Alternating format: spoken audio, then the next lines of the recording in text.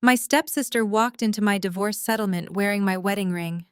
She sat beside my husband, rubbed her slightly rounded belly, and slid a crumpled $10 bill across the heavy glass table.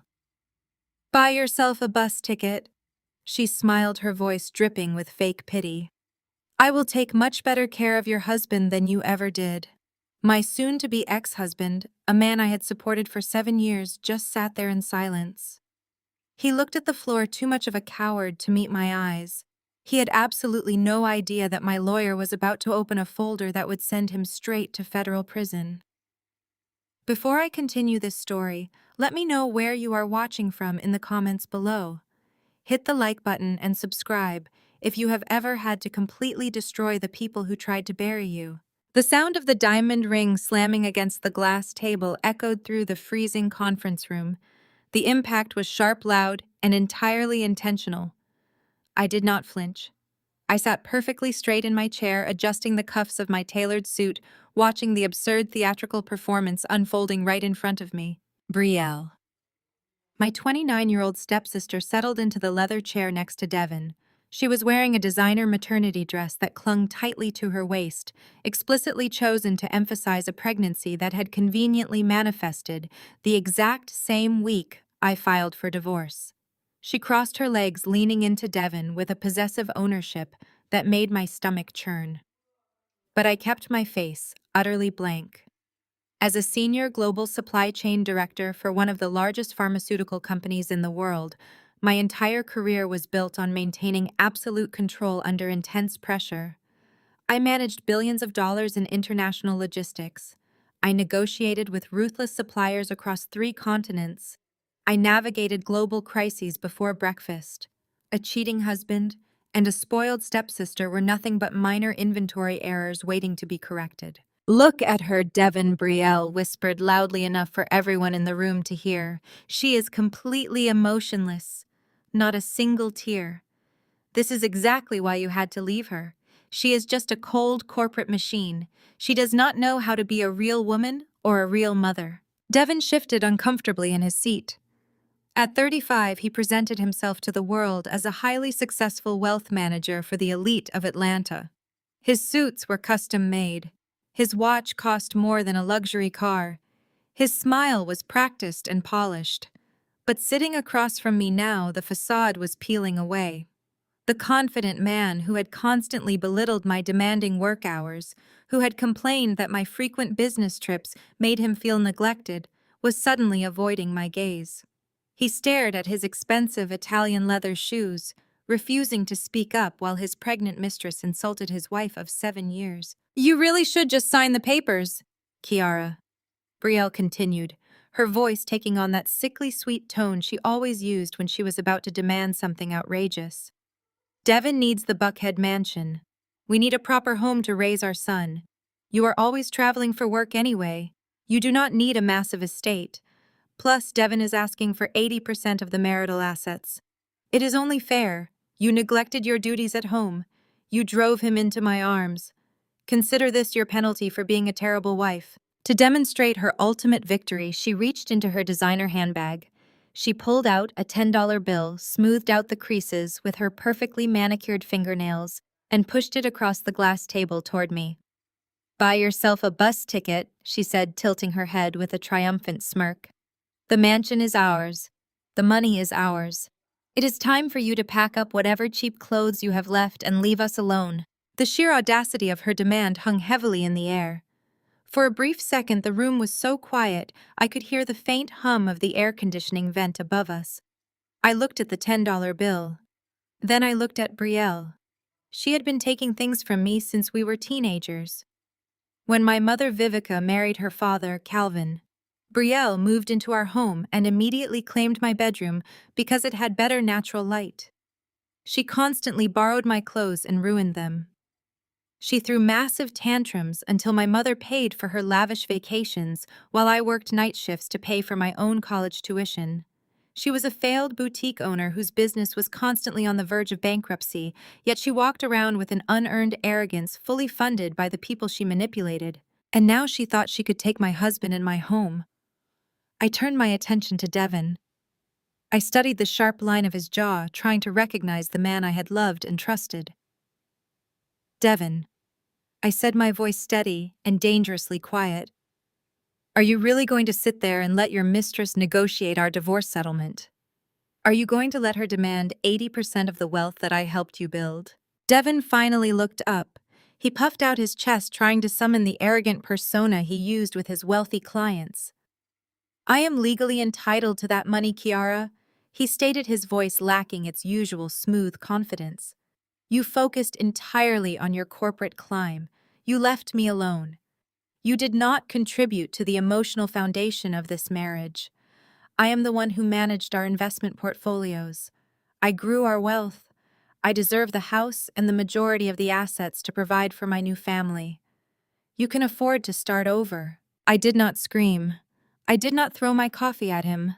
I simply took a deep breath, letting the absolute betrayal wash over me one final time before locking those feelings away in a tight box. They wanted to play a financial game with a woman whose entire job revolved around finding hidden discrepancies and eliminating waste. I turned slightly to my right.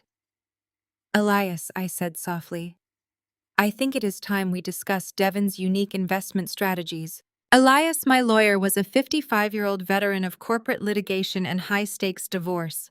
He possessed a ruthless reputation in Atlanta, known for tearing apart arrogant men in courtrooms without ever raising his voice. He wore a charcoal pinstripe suit and had been sitting silently the entire time, his hands resting patiently on a thick leather folder. When I spoke his name, a slow, predatory smile touched the corners of his mouth. Of course, Kiara, Elias said. His voice was a rich, deep baritone that immediately commanded the room. He flipped open the leather folder, the sound of the heavy paper snapping the tense silence. Let us review these supposed marital assets. Elias began sliding a thick stack of bank statements across the table. Specifically, let us look at the portfolio growth you just mentioned, Devin. You claim you managed the wealth. You claim you deserve 80% because Kiara did not contribute. Yet looking at these forensic accounting reports, I see a very different narrative. Devin frowned, leaning forward slightly. What are you talking about? My investments have yielded incredible returns over the last quarter. Elias picked up a single sheet of paper, holding it up to the light. Yes, they certainly have. Particularly the hedge fund shares you purchased last month. A brilliant acquisition, really. $600,000 moved into a high-yield account just days before you formally requested this divorce. Quite the financial maneuver. Brielle smiled proudly, patting Devin's arm. See, she bragged. Devin is a financial genius. He knows how to secure our future. Elias ignored her entirely, keeping his piercing gaze locked on Devin. There is only one small problem with your genius maneuver, Devin. The origin of that $600,000. Devin's face twitched. The color began to drain from his cheeks. What do you mean? He asked, his voice suddenly tight. It came from our joint savings. No, Elias corrected, dropping the paper onto the table. It did not. We subpoenaed the wire transfer records yesterday morning. That $600,000 was wired directly from the primary operating account of Kiara's corporate firm. An account you do not have legal access to. An account that requires Kiara's explicit signature for any transfer exceeding $50,000. The silence in the room shifted from tense to suffocating. Brielle looked confused, her eyes darting between Elias and Devin. Devin swallowed hard sweat, suddenly beading on his forehead. I do not know what you are talking about, Devin stammered, loosening his expensive silk tie. Kiara must have signed off on it and forgotten. She is always overwhelmed with her supply chain metrics. I leaned forward, resting my elbows on the glass table. Devin, I said smoothly, I oversee global shipping routes that move medical supplies across oceans. I track the temperature of vaccine containers in real time while they fly over the Atlantic. Do you honestly believe a $600,000 deficit in my own private company account would slip past me? Do you really think I would not notice a massive unauthorized wire transfer? Devin opened his mouth to speak, but no words came out. I pulled out a secondary file from my own briefcase. I slid an enlarged photograph of the wire transfer authorization form across the table so Devin and Brielle could see it clearly. "This is the signature on the bank authorization," I stated, tapping my manicured finger against the ink on the page. "It looks remarkably similar to my signature." A very impressive attempt. But a forensic handwriting expert reviewed this document 48 hours ago. They noted the pen pressure is entirely wrong. The loop on the letter is hesitant. "It is a forgery, Devin." Brielle scoffed, though her voice wavered slightly. "You are making this up. Devin would not forge a signature. He is a respected wealth manager." "He was a respected wealth manager," Elias corrected sharply. "Forging a signature to transfer corporate funds across state lines is wire fraud. It is a federal offense. You did not just attempt to hide marital assets, Devin. You committed a major financial crime to fund your mistress and her new lifestyle." The reality of the situation crashed down on Devin. He fell back into his chair, his mouth hanging open. He knew exactly what this meant. A wire fraud conviction meant the immediate revocation of his financial licenses. It meant the end of his lucrative career.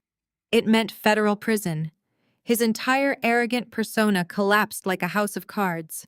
"You set me up," Devin breathed, pointing a shaking finger at me. "You knew about this, and you waited until today to spring it on me." "I did not set you up," I replied coldly. "I simply let your own greed dig your grave. You thought you could blindside me with a divorce. You thought you could parade your pregnant mistress in front of me and demand my house. You underestimated my intelligence because you were too busy feeling insecure about my success." Brielle was panicking now. She grabbed Devin's arm and shook it. "Devin, tell them they are lying. Tell them you did not steal her money. Tell them the house is ours." Devin could not even look at her. He buried his face in his trembling hands. Elias leaned over the table, delivering the final blow. "So regarding your request for 80% of the assets and the Buckhead mansion," Elias said, his tone conversational and pleasant, "we are officially declining your settlement offer. Instead, we are giving you 24 hours to return the stolen $600,000. If those funds are not back in Kiara's corporate account by tomorrow morning, I will personally hand this forensic report over to the FBI field office in Atlanta. And trust me, they absolutely love prosecuting wealth managers who steal from their spouses." I looked at Brielle, picking up the crumpled $10 bill she had thrown at me earlier. I tossed it back onto her lap. "Keep your bus money, Brielle," I said with a terrifyingly calm smile. "You are going to need it for the visitor shuttles when you go see him at the federal penitentiary." Brielle's face flushed crimson with rage. She stood up, knocking her heavy leather chair backward. "You think you are so smart," she screamed, pointing at me. "You think you hold all the cards just because you have a fancy lawyer. You are nothing but a barren, miserable woman who could not keep a man." I remained perfectly still, refusing to give her the satisfaction of a reaction. My silence only infuriated her more. She prepared to launch into another screaming fit, but before she could utter another word, the heavy wooden doors of the conference room burst open. The loud bang echoed off the walls as the doors hit the doorstops. A man walked in his presence, immediately shifting the entire power dynamic of the room. It was Wesley Brielle's husband.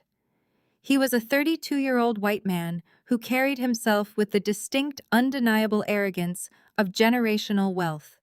He came from a family of prominent real estate tycoons who practically owned half of the commercial properties in the city.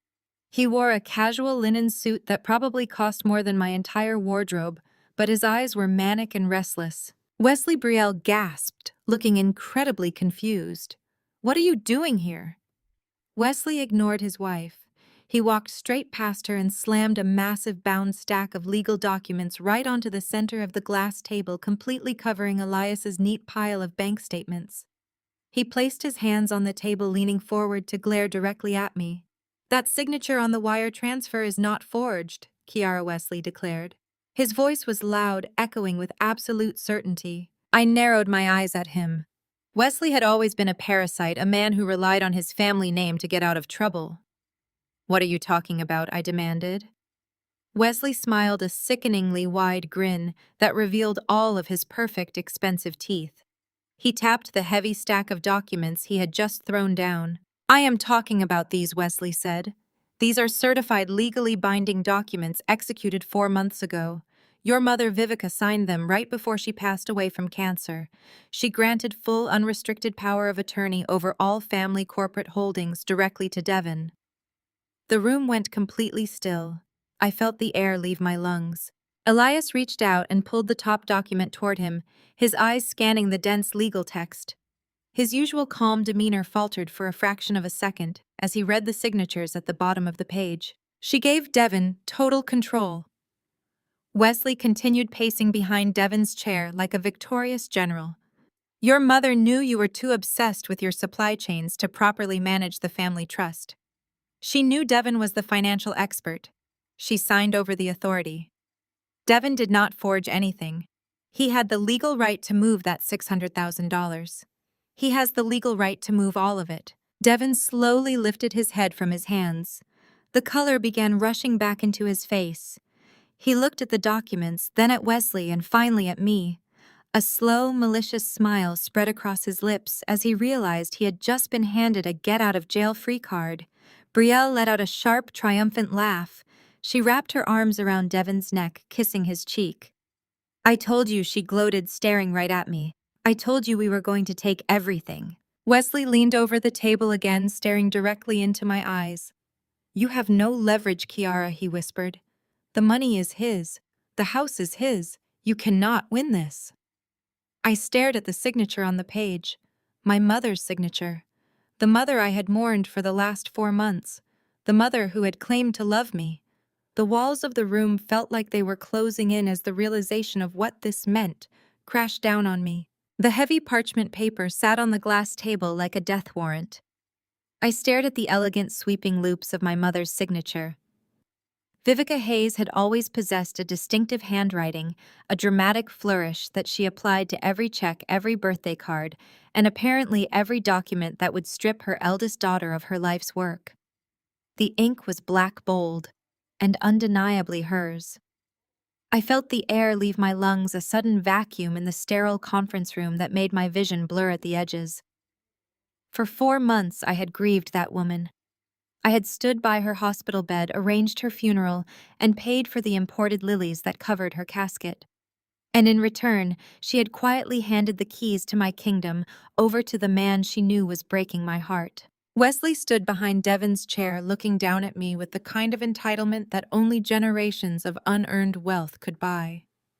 His tailored linen suit rustled as he crossed his arms, his pale blue eyes practically glowing with victory. He had always hated me. He hated that a black woman from a working-class background had climbed the corporate ladder to sit in the same exclusive boardrooms that his family had bought their way into.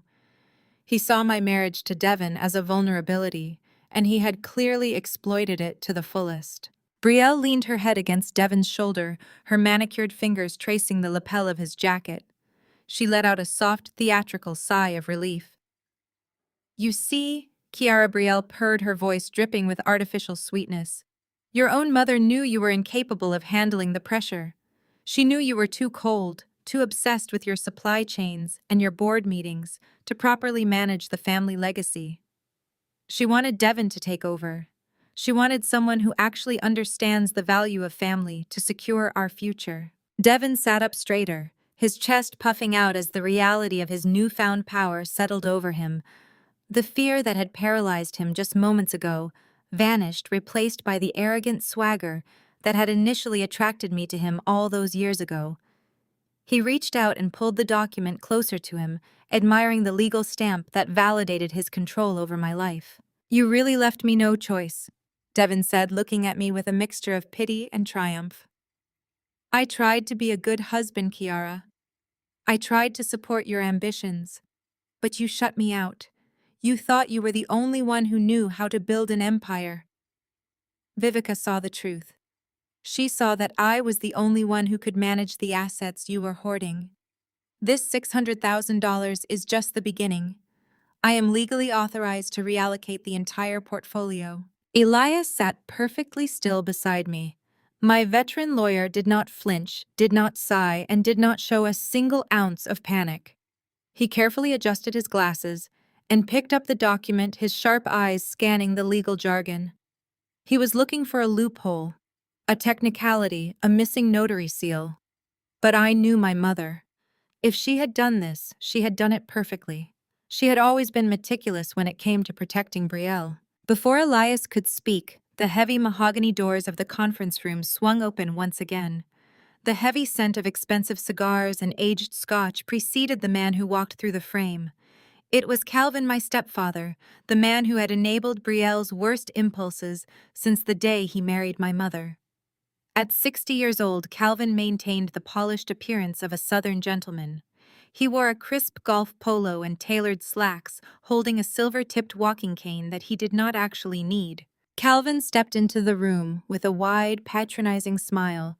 He walked directly over to Brielle, placing a kiss on her forehead, before resting his hand on Devon's shoulder in a show of masculine solidarity. He looked at me from across the table, his expression hardening into a mask of righteous disappointment. "I told you this day would come, Kiara," Calvin said, his voice a deep, resonant rumble that demanded attention.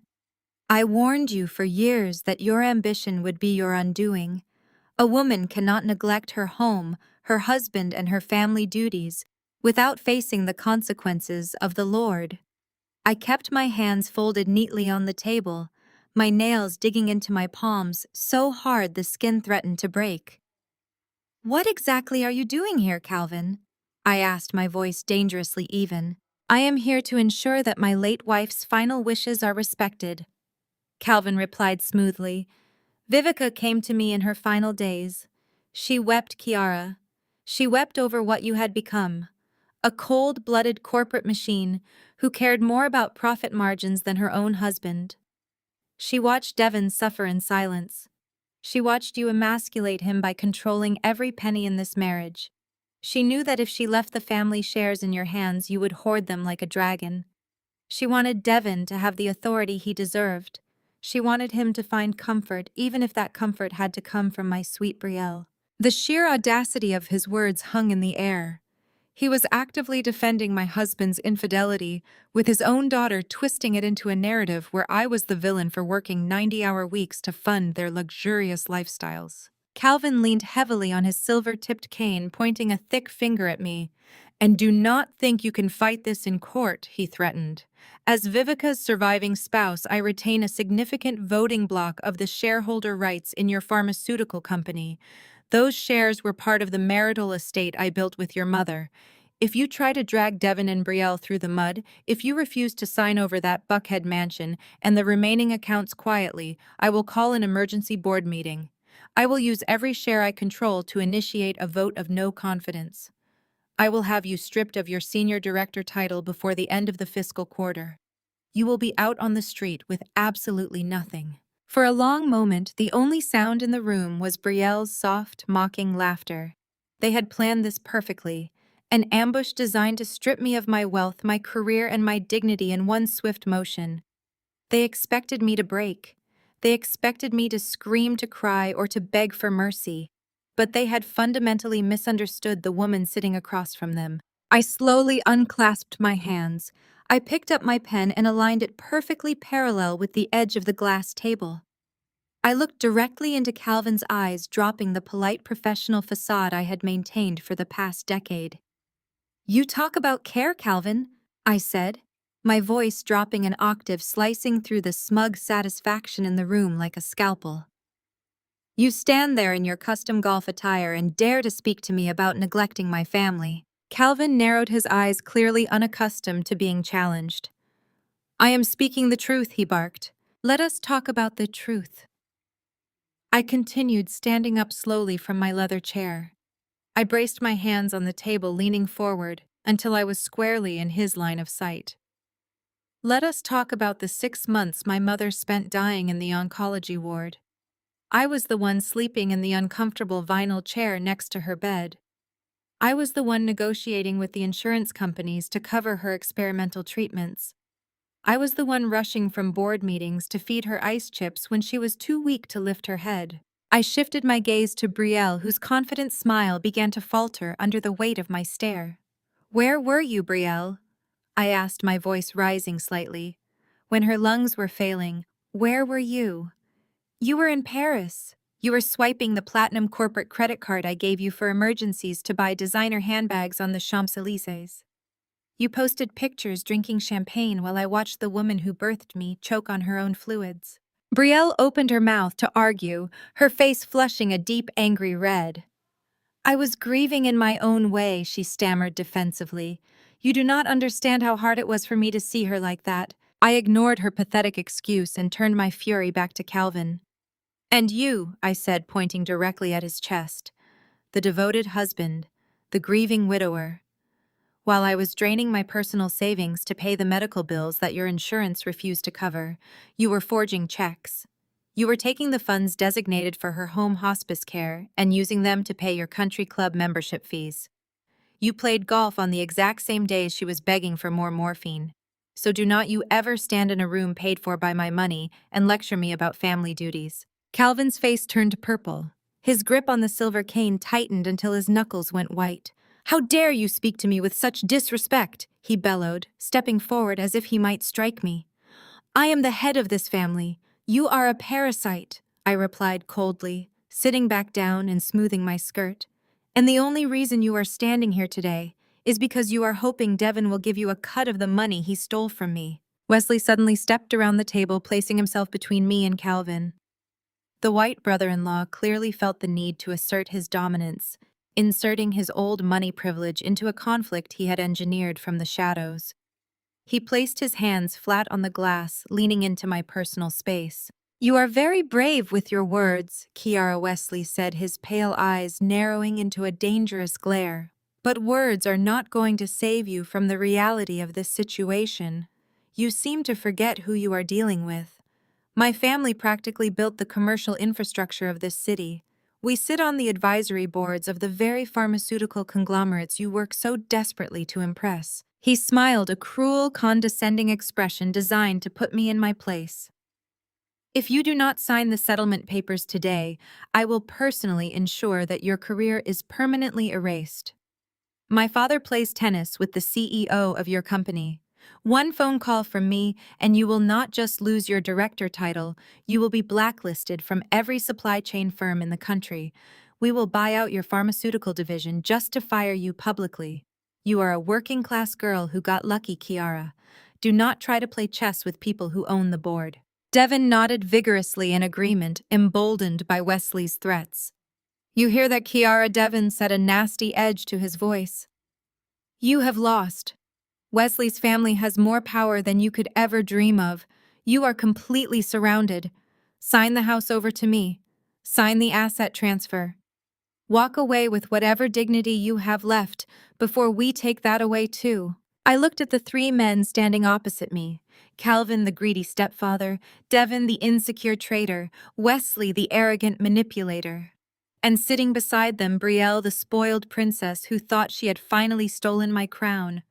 They looked so confident. They looked like a victorious army demanding my unconditional surrender. I looked down at the forged wire transfer document Elias had presented earlier. Then I looked at the power of attorney document my mother had supposedly signed. I closed my eyes for a fraction of a second, letting the final pieces of the puzzle snap into place in my mind. A soft, genuine laugh escaped my lips. It started small, barely a chuckle, but it quickly grew into a full, resonant laugh that echoed off the high ceiling of the conference room. It was not a laugh of hysteria or panic. It was the laugh of a predator who realized the trap she was sitting in had been built with rotting wood. Brielle frowned, shrinking back slightly into Devin's side. What is so funny? She demanded, her voice shrill. Are you having a psychotic break? I stopped laughing, though a cold, sharp smile remained fixed on my face. I looked directly at Wesley, bypassing Devin entirely. Your family is going to buy my company, I repeated, tilting my head as I studied the sudden flicker of unease in his pale eyes. That is a fascinating threat, Wesley. Truly impressive. But tell me something. How exactly does a man execute a multi-million-dollar corporate buyout when his own father froze his trust fund 2 years ago? Wesley's arrogant posture instantly shattered.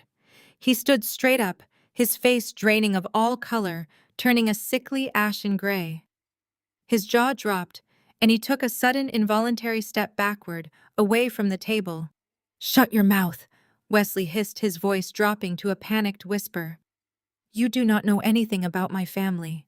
"Oh, but I do," I replied, my voice ringing out with absolute authority. "I know that you have not had access to a single dime of old money since the winter of 2024. I know that your prestigious father cut you off completely after he discovered your little gambling problem." Devin turned to look at Wesley, his brow furrowing in confusion. "What is she talking about, Wesley?" Devin asked, his voice wavering. I did not give Wesley a chance to answer. I kept my eyes locked on the white brother-in-law, dismantling his entire facade piece by piece. "You really thought you could hide a $3 million casino debt from someone who runs international corporate background checks for a living?" I asked smoothly. "Your family disowned you, Wesley. You are broke. You have been drowning in debt for 2 years, dodging phone calls from very dangerous people who want their money back." I turned my gaze to Devin, who was now staring at Wesley with growing horror. "Did you really think it was a coincidence that Wesley suddenly took such an active interest in your divorce?" "Devin," I asked, my tone dripping with pity. "Did you think he was just being a supportive brother-in-law? Use your head. Where do you think that $600,000 you stole from my account is actually going?" Devin swallowed hard, his eyes darting frantically between my face and Wesley's panicked expression. "I invested it," Devin stammered. "Wesley gave me the account routing numbers for a private offshore hedge fund. He said it would double in 6 months." I laughed again, shaking my head at my husband's monumental stupidity. "There is no hedge fund, Devin. That money went straight to Wesley's creditors. He used you. He used your insecurity and your greed to pay off his own gambling debts." I pointed a finger directly at Brielle's rounded belly. "And you want to know the best part, Devin? You are demanding my house and my money to raise a child. But are you absolutely sure that pregnancy is even real? Or is it just another prop in Wesley's extortion scheme to drain you dry?" Devin's entire body jerked violently. He turned his head slowly, his eyes wide with a sudden terrifying realization, staring directly at Wesley and Brielle in absolute paralyzing shock. Devin stood frozen in the center of the conference room.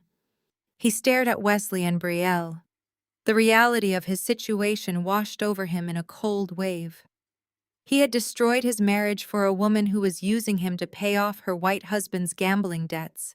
He had handed over his career and his reputation to a family of parasites. Wesley tried to step forward to offer a hollow explanation, but Devin backed away. He bumped into the heavy wooden table.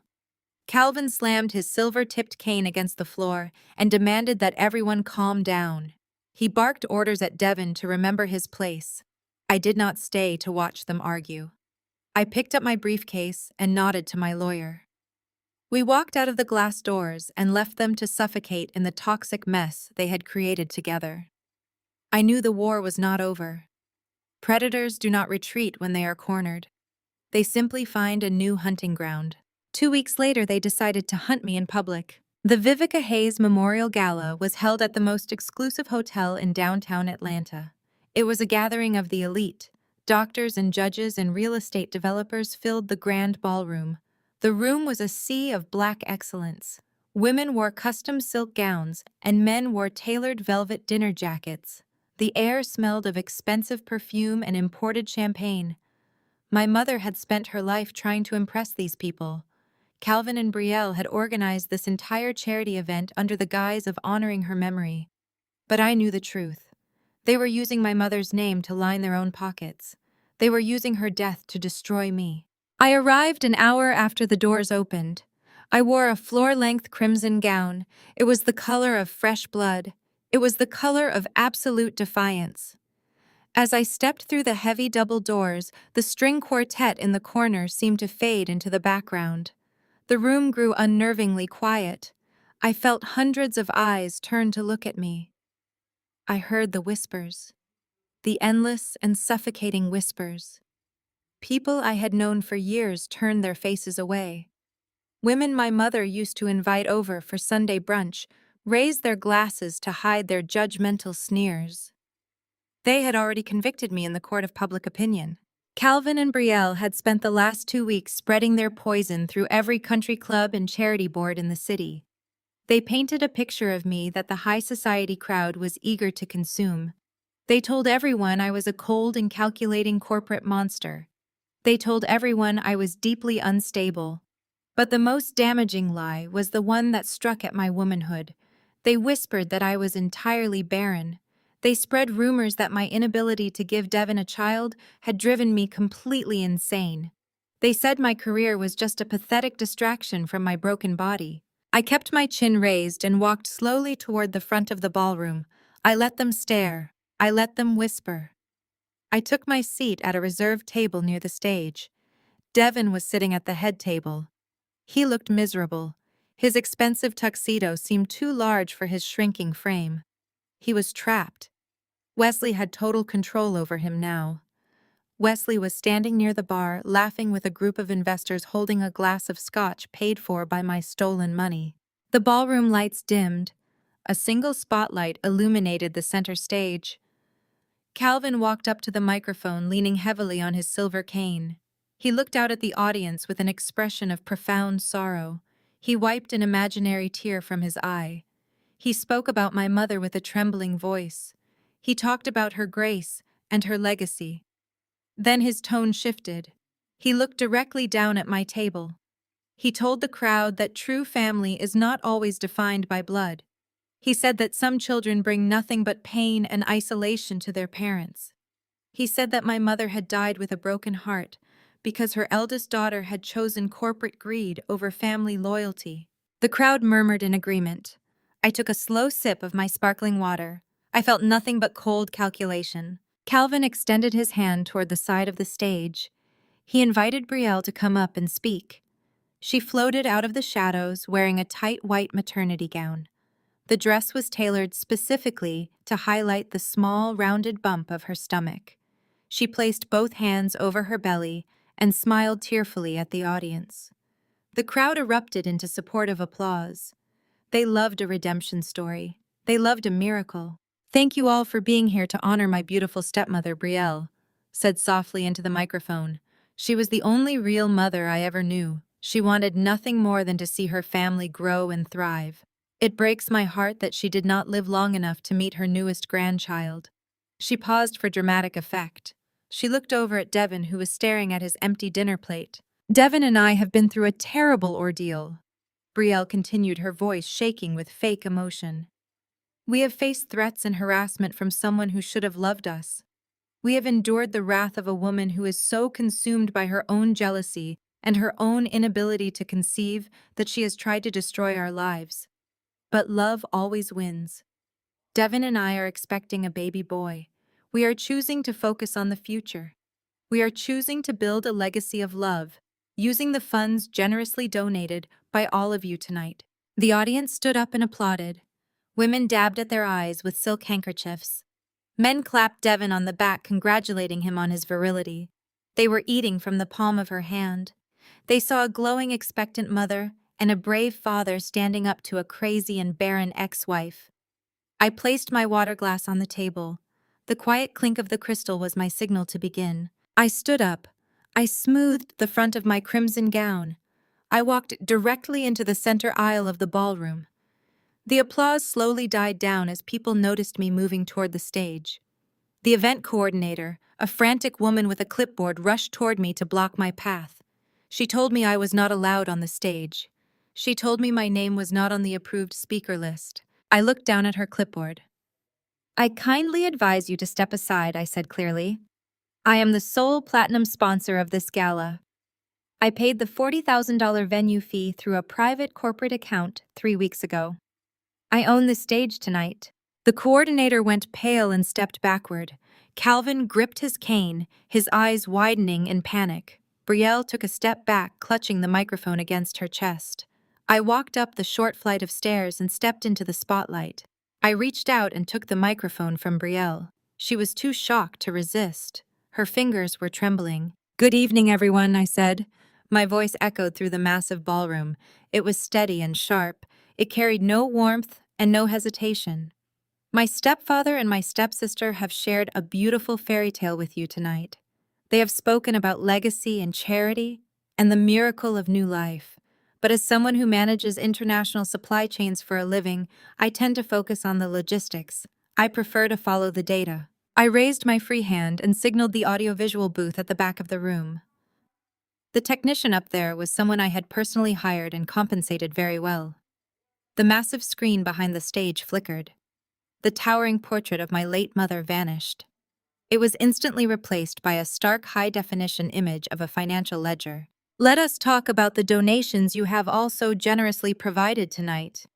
I continued, turning to look at the screen. You were told your money was going to the Vivica Hayes Cancer Research Foundation. You were told you were funding treatments for women battling terminal illness. But there is a small logistical error in that narrative. I pressed a button on the small remote in my hand. The screen zoomed in on the routing numbers of the charity account. It showed a direct pipeline connecting the gala donations to an offshore holding company. I pressed the button again. The screen shifted to reveal the ownership documents of that holding company. The charity foundation does not exist, I stated flatly. The routing number printed on your donation cards is directly linked to an LLC registered in the Cayman Islands. And if you look closely at the screen, you will see that the sole proprietor of that LLC is a boutique fashion brand located right here in Atlanta. A boutique that filed for Chapter 11 bankruptcy protection exactly 4 days ago. A boutique owned entirely by Brielle. The ballroom erupted into a chaotic symphony of gasps and angry whispers. Wealthy investors pulled out their reading glasses to squint at the screen. Prominent doctors began murmuring to their spouses, realizing they had just written massive checks to a fraudulent shell company. The elite crowd did not care about family drama. They did not care about divorce or infidelity, but they cared deeply about being scammed out of their own money. Every dollar you donated tonight is not going to cancer research, I said, locking eyes with a prominent judge sitting in the front row. Your money is going to pay off the massive gambling debts accumulated by Brielle's white husband, Wesley. They are using my mother's memory to fund a desperate bailout. They are using your generosity to save themselves from federal loan sharks. Calvin rushed toward me, swinging his cane. This is a lie, he shouted into the crowd. She has hacked the system. She is a sick and jealous woman. Do not listen to a word she says. I pressed the button one more time. The screen changed again. This time it displayed a series of text messages between Calvin and Brielle. The text on the screen was massive. Everyone in the room could read Calvin's message clearly. It read, "We need to drain these rich fools dry tonight before Wesley's family cuts him off for good. Make sure you push the baby angle hard. They love a tragic victim." The crowd exploded. A wealthy real estate developer in the second row threw his napkin on the table and demanded his check back. Women who had been crying tears of sympathy for Brielle just minutes ago were now glaring at her with absolute disgust. The room descended into a hostile and aggressive panic. People were calling their banks. People were shouting at Calvin. The perfectly constructed facade of black excellence and charitable giving was burning to the ground right in front of them. Devin stood up from his table, looking terrified, as angry donors began cornering him, demanding answers about his role as a wealth manager in this fraud. Wesley was already backing toward the exit doors, trying to slip away before the situation escalated further. Brielle lost her mind. The panic and the public humiliation shattered whatever control she had left. Her face twisted into a mask of pure feral rage. She dropped her gentle maternal act completely. She let out a guttural scream and charged across the stage toward me. "You ruined everything," she shrieked, throwing her hands forward. "You miserable barren witch, I am going to kill you." She lunged at me with her arms outstretched, aiming to claw at my face. I did not raise my hands to defend myself. I did not brace for an impact. I simply took one calm, calculated step backward. Brielle's momentum carried her forward into empty air. Her designer heels slipped on the polished wood of the stage. She missed me entirely. Her arms flailed wildly as she lost her balance. She pitched forward and slammed hard onto the floor. The sound of her body hitting the wood was sickeningly loud. For a split second, the stage was completely silent. Then Brielle let out a piercing, agonizing scream. It was not a scream of anger, it was a scream of genuine physical terror. She rolled onto her side and pulled her knees to her chest, wrapping her arms around her stomach. Devin, Devin, she wailed, her voice cracking. I looked down at her. A dark crimson stain was rapidly blooming across the pristine white fabric of her maternity dress. The blood pooled beneath her, soaking into the polished wood of the stage. The horrific red stain spread outward, a stark contrast under the harsh glare of the spotlight. The audience stopped shouting. The entire ballroom froze in absolute horror. Brielle lifted her head. Her face was pale and slick with sweat. She pointed a trembling, blood-stained finger directly at me. "She pushed me!" Brielle screamed, sobbing hysterically into the microphone that lay on the floor next to her. "Kiara pushed me. She killed my baby. She murdered my and Devin's baby." The crowd erupted into pure, unadulterated panic. Devin scrambled up the stairs of the stage, slipping in the blood as he dropped to his knees beside Brielle. People in the audience were screaming for a doctor. Someone yelled to call the police. The elegant gala had descended into a violent, chaotic nightmare. I stood perfectly still in my crimson gown, looking down at the blood spreading across the stage. I looked at the terrified crowd and the screaming woman at my feet. The hook was set.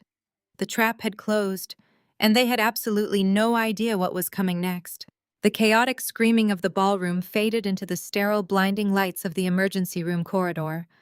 I sat perfectly still on a hard plastic chair, my hands folded neatly in my lap. My crimson gown, the one I had worn to make a statement of absolute defiance just hours ago, felt heavy and out of place in the clinical environment. The smell of harsh bleach and rubbing alcohol hung thick in the air, masking the scent of expensive perfume and imported champagne that still lingered on my skin. I did not pace. I did not cry. I simply waited, analyzing the tactical nightmare that had just unfolded on the gala stage. I knew I had not touched Brielle. I knew my hands were at my sides when she threw herself onto the polished wood floor.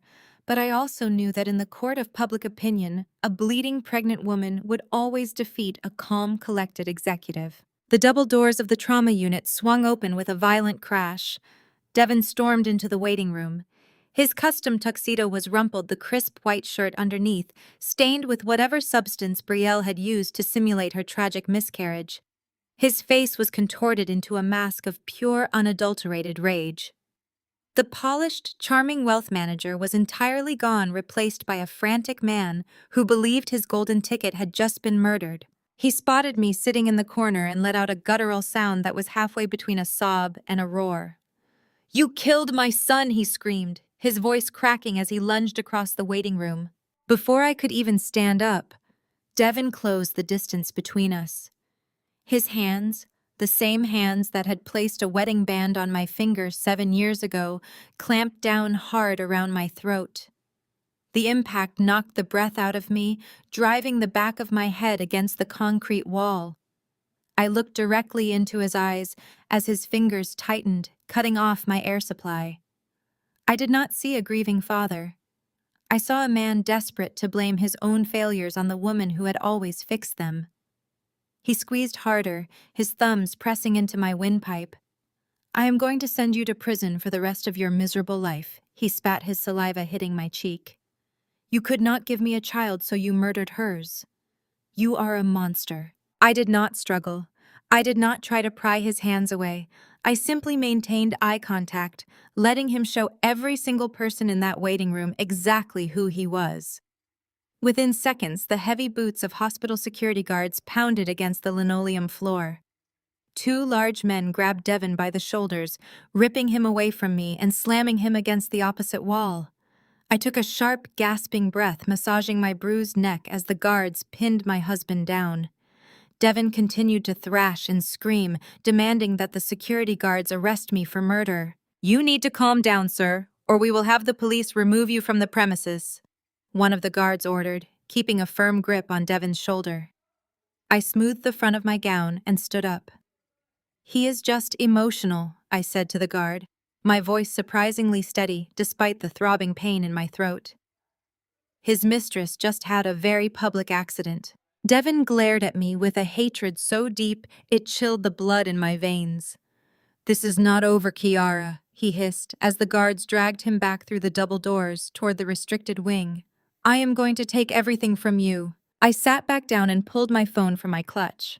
My screen was already illuminated with dozens of missed calls and urgent text messages. I opened a local news application and understood immediately why my phone was exploding. Calvin had not wasted a single second. While Devin was inside playing the grieving father, my stepfather had positioned himself outside the hospital emergency entrance right in front of the local news vans that had followed the ambulances from the hotel. I tapped the live video feed and watched Calvin perform the greatest role of his parasitic life. He looked directly into the camera, his eyes glistening with perfectly timed tears. He leaned heavily on his silver-tipped cane, playing the part of a heartbroken family patriarch to absolute perfection. "My stepdaughter, Kiara, has always been a deeply troubled woman," Calvin told the reporter, his voice trembling with manufactured sorrow. "We tried to love her. We gave her everything, but her obsession with her corporate career left her completely hollow inside. When she realized she could not give her husband a child, the jealousy consumed her. Tonight that jealousy turned into violence. She attacked my sweet Brielle. She attacked a defenseless pregnant woman out of pure malicious spite." The reporter thrust the microphone closer, eating up the dramatic narrative. "Are you pressing charges against her?" the reporter asked. Calvin nodded solemnly. "We are cooperating fully with the authorities. We cannot let a violent, unstable woman roam the streets. She has destroyed our family. She has taken my grandson from me. We will seek justice for Brielle and Devin." I turned off the screen and dropped the phone back into my purse. Calvin was a master manipulator, and he was currently orchestrating a masterclass in character assassination. He was using the very real societal expectations of Black women against me, painting me as the angry, bitter, career-obsessed stereotype who had finally snapped. He knew that the affluent circles of Atlanta would devour this story. They would cancel my charity board memberships. They would demand my resignation from the pharmaceutical company. He was systematically destroying my reputation so that my word would mean absolutely nothing in a courtroom. I needed to regroup. I needed to get back to my condo in Buckhead, change out of this ruined gown, and meet with Elias to draft our counteroffensive. I walked past the security desk, exited through the side doors of the hospital, and requested a private car service. The ride back to my neighborhood was silent. I watched the city lights blur past the tinted windows, running through the logistical variables of my situation. I knew the power of attorney document my mother supposedly signed was the key to their entire operation. If they had legal control over my corporate accounts, they had the resources to fund an endless legal war. But they had to know I would challenge that document. They had to know Elias would file an injunction by morning. My car pulled up to the sleek glass-fronted high-rise building in Buckhead, where I had lived for the past 5 years. I paid the driver, gathered the hem of my gown, and walked through the revolving doors into the lavish marble lobby. The night concierge, a young man named Marcus who usually greeted me with a warm smile, suddenly looked terrified the moment he saw me. He stood up from his desk, his hands hovering nervously over his keyboard. "Miss Kiara," Marcus stammered, avoiding my gaze, "I am so sorry. I cannot let you go up to your residence." I stopped in the center of the lobby. "What are you talking about, Marcus?" I asked calmly. He swallowed hard, looking toward the private elevators. "A courier came about an hour ago. He delivered court documents to the building management. We were instructed to deactivate your keycard and deny you entry to the premises." Before I could ask for clarification, the soft chime of the elevator echoed through the lobby. The polished steel doors slid open, and Wesley stepped out, followed closely by Devin. They looked like two predators who had just successfully cornered their prey. Wesley had a smug, self-satisfied grin plastered across his face, while Devin looked exhausted but vindictive. Wesley walked slowly across the marble floor, stopping a few feet away from me. He reached into the inner pocket of his expensive jacket and pulled out a folded piece of thick legal paper. He held it out to me like a trophy. "You should really check your email more often," Kiara Wesley said, his voice dripping with condescension. "You missed a very important notification from the Fulton County Family Court." I did not take the paper from his hand. I kept my posture completely neutral. Explain it to me, Wesley, I said. I am sure you have been dying to hear yourself speak all night. Wesley chuckled, clearly enjoying the sound of his own voice. My family lawyers might be expensive, but they are incredibly efficient. While you were sitting in the hospital waiting room, our legal team filed for an emergency ex parte hearing with a judge who happens to attend the same country club as my father. We presented evidence of your violent outburst at the gala. We presented sworn statements from Devon that he fears for his physical safety and the safety of his marital assets. Devon stepped forward, crossing his arms over his chest. You are a violent criminal suspect now, Kiara Devon stated coldly. The judge agreed that you represent a flight risk and an immediate danger to the financial stability of our estate. Wesley waved the court order in front of my face. As of 45 minutes ago, every single bank account associated with your name, your social security number, and your pharmaceutical firm has been completely frozen. You cannot withdraw a single dollar. You cannot transfer assets. And because this condo is technically part of the marital estate, the judge granted Devon exclusive temporary occupancy for his own protection. You are locked out, Kiara. You have absolutely nothing. I looked at Devon, the man who knew how hard I had worked to buy this condo. The man who knew I had paid the mortgage entirely out of my own salary, while he used his income to lease sports cars and buy expensive watches. He was standing in my lobby using a fake domestic violence claim orchestrated by his white brother-in-law to throw me onto the street. You actually let him do this to you? I asked Devon, my tone laced with genuine disgust. You let a man who has not had a job in 3 years, a man whose own family cut him off for gambling away millions, orchestrate a legal coup against your own wife. You are nothing but a puppet, Devon. When Wesley drains the rest of your money, he is going to leave you holding the bag for all of this fraud. Devon's jaw tightened, but Wesley just laughed loudly. Nice try, Kiara, Wesley mocked. But psychological warfare does not work when your credit cards are declined. The concierge has already packed a small box of your basic toiletries and left it at the loading dock. I suggest you go find a cheap motel, assuming you have enough spare change in that clutch to pay for a room. Wesley turned his back to me and gestured for Devon to follow him back to the elevators. Enjoy the weather, Wesley called out over his shoulder. It looks like it is going to be a rough night. The elevator doors closed, sealing them inside my building, leaving me standing in the lobby with nothing but the clothes on my back. Marcus the concierge looked at me with deep sympathy, holding a cardboard box containing a toothbrush, some face wash, and a spare phone charger. I took the box from him, nodded my thanks, and walked back out through the revolving doors. The moment I stepped outside, the sky tore open. A torrential downpour began washing over the city streets. The cold rain soaked instantly through the thin fabric of my gown, chilling me to the bone. I walked away from the bright lights of the building entrance, finding a small patch of shelter under a nearby transit awning. The rain pounded against the plastic roof, a loud, chaotic rhythm that matched the rapid calculation happening in my brain. They thought they had won. They thought stripping me of my corporate accounts and locking me out of my home would break my spirit. They operated under the assumption that a woman's strength was directly tied to the balances in her visible checking accounts. They thought I was a conventional opponent. But I had spent my entire career anticipating supply chain disasters before they ever happened. I built contingencies for my contingencies. My phone began to vibrate in my clutch. I pulled it out, shielding the screen from the driving rain. It was a secure, encrypted call from Elias. I swiped to answer, holding the phone to my ear. Are you ready? Elias asked. His deep voice cut through the sound of the storm, entirely devoid of panic or concern. He sounded like a general confirming the deployment of his troops. I reached into the hidden lining of my coat pocket. My fingers brushed against a small, stiff piece of plastic. I pulled it out and looked at it under the dim amber glow of the street lamp.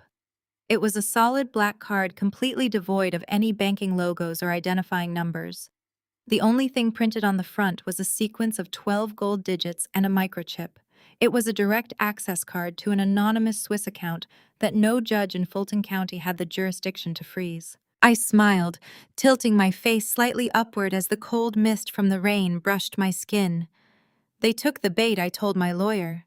Calvin is distracting the press. Wesley is playing legal games with the frozen accounts, and Devin is sitting in my condo thinking he has won the lottery. They are completely exposed. Elias let out a low, satisfied hum on the other end of the line. Your mother was a brilliant woman, Kiara Elias said quietly. She knew they would try a financial lockout the moment she died. The LLC is fully funded, and the corporate veil is impenetrable.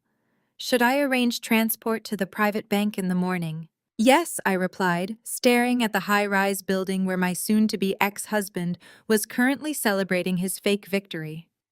It is time to open the safe deposit box my mother left behind. Let them enjoy the condo for tonight, Elias. By tomorrow afternoon, we are going to start dismantling their lives brick by brick. The storm raged through the night. But by the time the sun began to rise over the Atlanta skyline, the rain had reduced to a quiet drizzle. I sat in the leather seat of Elias's town car, watching the wet streets glide past the tinted windows. We were heading to the financial district, not to the towering glass buildings of the commercial banks, but to an unassuming gray stone structure tucked away on a quiet side street. It was a private wealth management facility, a fortress designed specifically for the ultra-rich to hide their deepest secrets. I held the solid black card in my hands, letting my thumb trace over the gold microchip. I had not slept a single minute. My mind had been running complex logistical models, calculating exactly how my mother had managed to blindside both me and the leeches who had surrounded her. Elias guided me through the heavy brass doors of the facility. The interior was completely silent. There were no tellers and no waiting lines. The floors were polished black marble, and the walls were lined with dark mahogany panels. A man in an immaculate charcoal suit greeted Elias by name and escorted us to a private elevator that required retinal scans and keycard access. We descended 2 floors underground into the subterranean vault. The air down here was cold and smelled of ozone and filtered circulation. The vault manager stepped aside, leaving Elias and me alone in a private viewing room constructed of reinforced steel and ballistic glass. He brought in a heavy titanium lockbox and set it gently on the center table. I inserted the black card into the electronic reader embedded in the lid of the box. The machine beeped a single time, and a green light flashed. The heavy mechanical latches disengaged with a solid clanking sound. I lifted the lid. My hands were perfectly steady. The frantic energy of the previous night had been entirely replaced by a cold and absolute focus. Inside the box, resting on top of a stack of thick legal binders, was a sealed envelope with my name written across the front. It was my mother's handwriting, the same dramatic sweeping loops that had been forged on Devin's fake power of attorney document. I opened the envelope and pulled out the heavy parchment paper inside. My dearest Kiara, the letter began. If you are reading this, it means I am gone, and Calvin has already tried to execute his pathetic little coup. I know you are angry with me right now. I know you felt abandoned during those final months in the hospital. But you must understand that my physical weakness was the only camouflage I had left. I had to let them think they were winning. I read the words again, feeling a sudden tightness in my chest. I have known about Calvin's embezzlement for over a year. My mother's letter continued. I knew he was draining the hospice accounts to pay for his country club debts. I also knew about Devin. I hired a private investigator the moment I noticed your husband coming home with the scent of Brielle's cheap perfume on his jackets. I watched them plot against you. I watched Wesley manipulate Devin's foolish insecurities to cover his own massive financial failures. They thought I was just a sick old woman blinded by medication and sentimentality. They thought they could forge my signature on a power of attorney and steal the generational wealth I spent my entire life building. But you are my daughter Kiara. You inherited my mind, and you inherited my ruthlessness.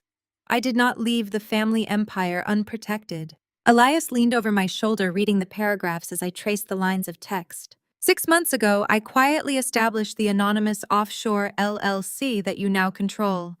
My mother wrote, I used my legitimate authority to transfer every single core asset, every pharmaceutical share, every real estate deed, and every significant trust fund directly into that black card account. I left behind nothing but a hollow shell. The accounts that Devin and Wesley locked you out of are completely empty.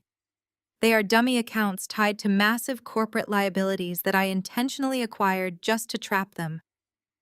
The power of attorney Devin possesses is technically valid, but it governs absolutely nothing but toxic debt. They wanted an empire, Kiara. I gave them a graveyard. Now it is your turn to bury them. I lowered the letter to the table. A profound sense of awe washed over me. My mother had not been a victim. She had been the architect of the most brilliant financial trap I had ever witnessed. She had endured the indignity of Calvin's neglect and the disrespect of Brielle's presence just to ensure they would incriminate themselves completely. They had walked right into a burning building and locked the doors behind themselves. Devin and Wesley had teamed up to freeze my personal checking accounts and lock me out of my condo, thinking they were forcing me onto the streets with nothing. They had no idea I was now holding the deed to the entire ocean. But the letter was not the only thing in the box. I reached inside and pulled out the thick legal binders my mother had mentioned. Beneath them lay a bright yellow manila folder, stamped with the logo of a prominent Atlanta fertility clinic. The name on the tab was Brielle Hastings. I frowned, looking up at Elias. "Why would my mother have Brielle's medical records?" I asked. Elias adjusted his glasses, his expression unreadable. "Your mother was thorough, Kiara. Read the file." I opened the yellow folder and began scanning the documents inside.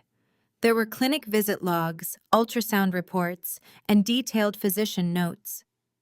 As my eyes darted across the medical terminology, the horrific truth of last night's memorial gala began to unravel in my hands.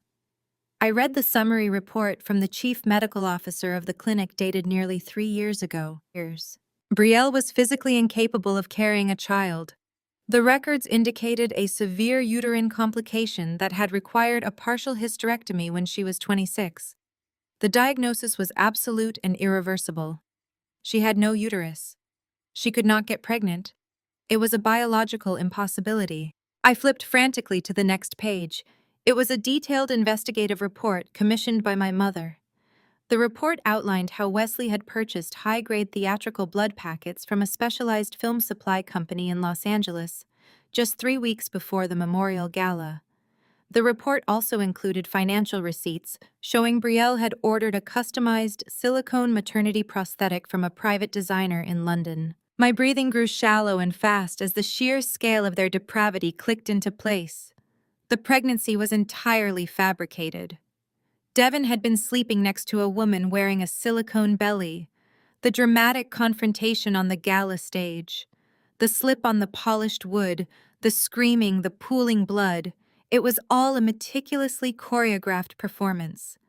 They had staged a fake miscarriage in front of hundreds of the most influential people in Atlanta, specifically to frame me for murder. They wanted the affluent African American community to judge me as a barren, crazy monster. They wanted me locked in a prison cell so I could not challenge the forged power of attorney. They wanted to destroy my credibility so completely that no judge would ever believe a word I said. "They faked the baby," I said, my voice a harsh whisper. "Brielle has been sterile for years. She faked the entire pregnancy just to trap Devin and stage that nightmare at the gala." Elias nodded grimly. "It is a level of sociopathy that even I rarely see in corporate litigation. They were willing to send you to federal prison for a homicide that never actually happened, just to steal your mother's money." I stared at the medical file, feeling a terrifying calm settle over my entire body. I was no longer dealing with greedy relatives. I was dealing with criminals who were actively trying to end my life. I carefully placed the medical records and my mother's letter back into the titanium box. I picked up the black Swiss bank card and slid it safely into the inner pocket of my coat. I looked at Elias. "Get the jet ready," I said softly. "We are going to freeze out Wesley's remaining creditors and buy Devin's firm before lunch." Before Elias could respond, the sharp buzzing of my cell phone broke the silence of the steel vault. I pulled it out of my purse and looked at the caller identification. It was Devin. I stared at the screen for a moment, watching his name flash. He was probably calling from my own living room, drinking my coffee, feeling like the king of the world after forcing me out into the pouring rain. I swiped the screen and lifted the phone to my ear. I did not say hello. I just listened. "You are finished?" Kiara Devin's voice came through the speaker, loud and dripping with arrogant cruelty. His tone was entirely different from the panicked, screaming mess he had been in the hospital corridor last night when he lunged to choke me. Wesley and Calvin had clearly pumped him full of false confidence after securing the court order to freeze my assets. "Where did you sleep last night?" Devin mocked. "Under a bridge. You should get used to the cold because a prison cell is going to be much worse. My lawyers are drafting the assault and manslaughter charges right now. We have hundreds of witnesses who saw you push Brielle off that stage. You killed my heir, Kiara. You killed my son, because you are a dried-up, bitter failure of a woman. Calvin already called the press this morning. They are painting you as a jealous monster on every news channel in the city. They are going to issue a warrant for your arrest by noon." I listened to his pathetic rant. I heard the desperate need for validation in his voice. He wanted me to cry. He wanted me to beg him to call off the police. He wanted to feel the power that he had lacked for our entire 7-year marriage. I took a slow, deep breath, inhaling the cold, filtered air of the subterranean bank vault. "Devin," I said, my voice perfectly smooth and utterly devoid of emotion. "I have a very simple logistical question for you." He paused, clearly thrown off by my absolute lack of panic. "What are you talking about?" he snapped. I leaned my hip against the steel table, tracing the edge of the titanium lockbox with my fingertip. In all these months of playing the proud, expectant father, Devin, I asked, my tone dropping to a dangerous, chilling whisper. "Have you ever actually seen Brielle's ultrasound? Have you ever gone to an appointment and seen the monitor with your own 2 eyes? Or did you just look at the printed papers your brother-in-law Wesley handed to you in a folder?" The silence on the other end of the line was immediate and absolute. I could practically hear the gears grinding to a halt in his head. The smug arrogance evaporated into a sudden suffocating void. "What?" Devin breathed, his voice barely a rasp. "What do you mean?" I smiled, a cold, predatory smile that no one was there to see. I reached into my pocket and touched the cold edge of the black card. "Check the silicone seams on her stomach." "Devin," I said softly. "And then you might want to call a real lawyer, because Wesley just sold you to the slaughterhouse." I ended the call and let the silence of the underground bank vault wash over me. I knew exactly what was happening in my condo at that very moment. Devin was staring at his phone with his pulse hammering in his throat. He had spent months playing the arrogant mastermind, but he was nothing more than a gullible pawn. I could picture him pacing down the hallway of my home, the home I paid for. He would walk into the master suite where Brielle was currently playing the role of the tragic victim. Brielle was likely propped up on my expensive silk pillows, dabbing her eyes with a tissue. Wesley was probably sitting in the corner, nursing a glass of my aged scotch, playing the protective older brother. Devin walked in. The seed I planted had already taken root. He looked at Brielle. He looked at the flat stomach under the thick blankets. He thought about the blood on the stage. It had been too bright. It was too theatrical. He asked her gently for the hospital discharge papers. He said he needed them for the insurance claims and the police report.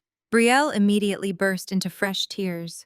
She buried her face in her hands and sobbed uncontrollably. She wailed about how cruel he was being to ask for paperwork at a time like this.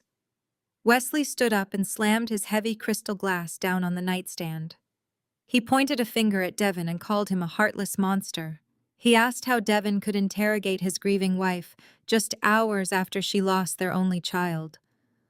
Wesley pushed Devin out of the bedroom, telling him to sleep on the downstairs couch until he learned some respect. Devin stood in the dark hallway, feeling a cold sweat break out on the back of his neck. He remembered the $50,000. Wesley had told him Brielle needed premium maternity care. Wesley had recommended a highly exclusive private clinic that required an enormous cash retainer up front. Devin had wired the money directly without asking questions, but now the pieces were falling apart in his hands. Back at the private bank, Elias and I were not resting. I had no intention of calling Devin back to explain the truth. I was not going to send him the medical file proving Brielle had a hysterectomy 4 years ago. Devin did not deserve the closure of an explanation. He deserved the absolute destruction of his reality. He had used his position as a wealth manager to try and steal my corporate assets. He had hidden behind his financial licenses and his pristine corporate reputation. So I decided to take those licenses away permanently. Elias pulled up the routing data for the private clinic Wesley had recommended. It did not take long for us to trace the money. Devin was desperate to fund his new lifestyle with Brielle. He wanted to impress Wesley and the old money crowd of Atlanta. My $600,000 had not been enough to cover their extravagant spending.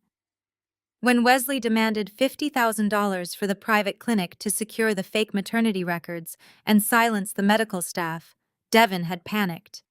He did not have the liquid cash in his personal accounts, so he did what arrogant, desperate men always do. He stole it from his clients. We found the digital fingerprints of his embezzlement buried deep in the ledger.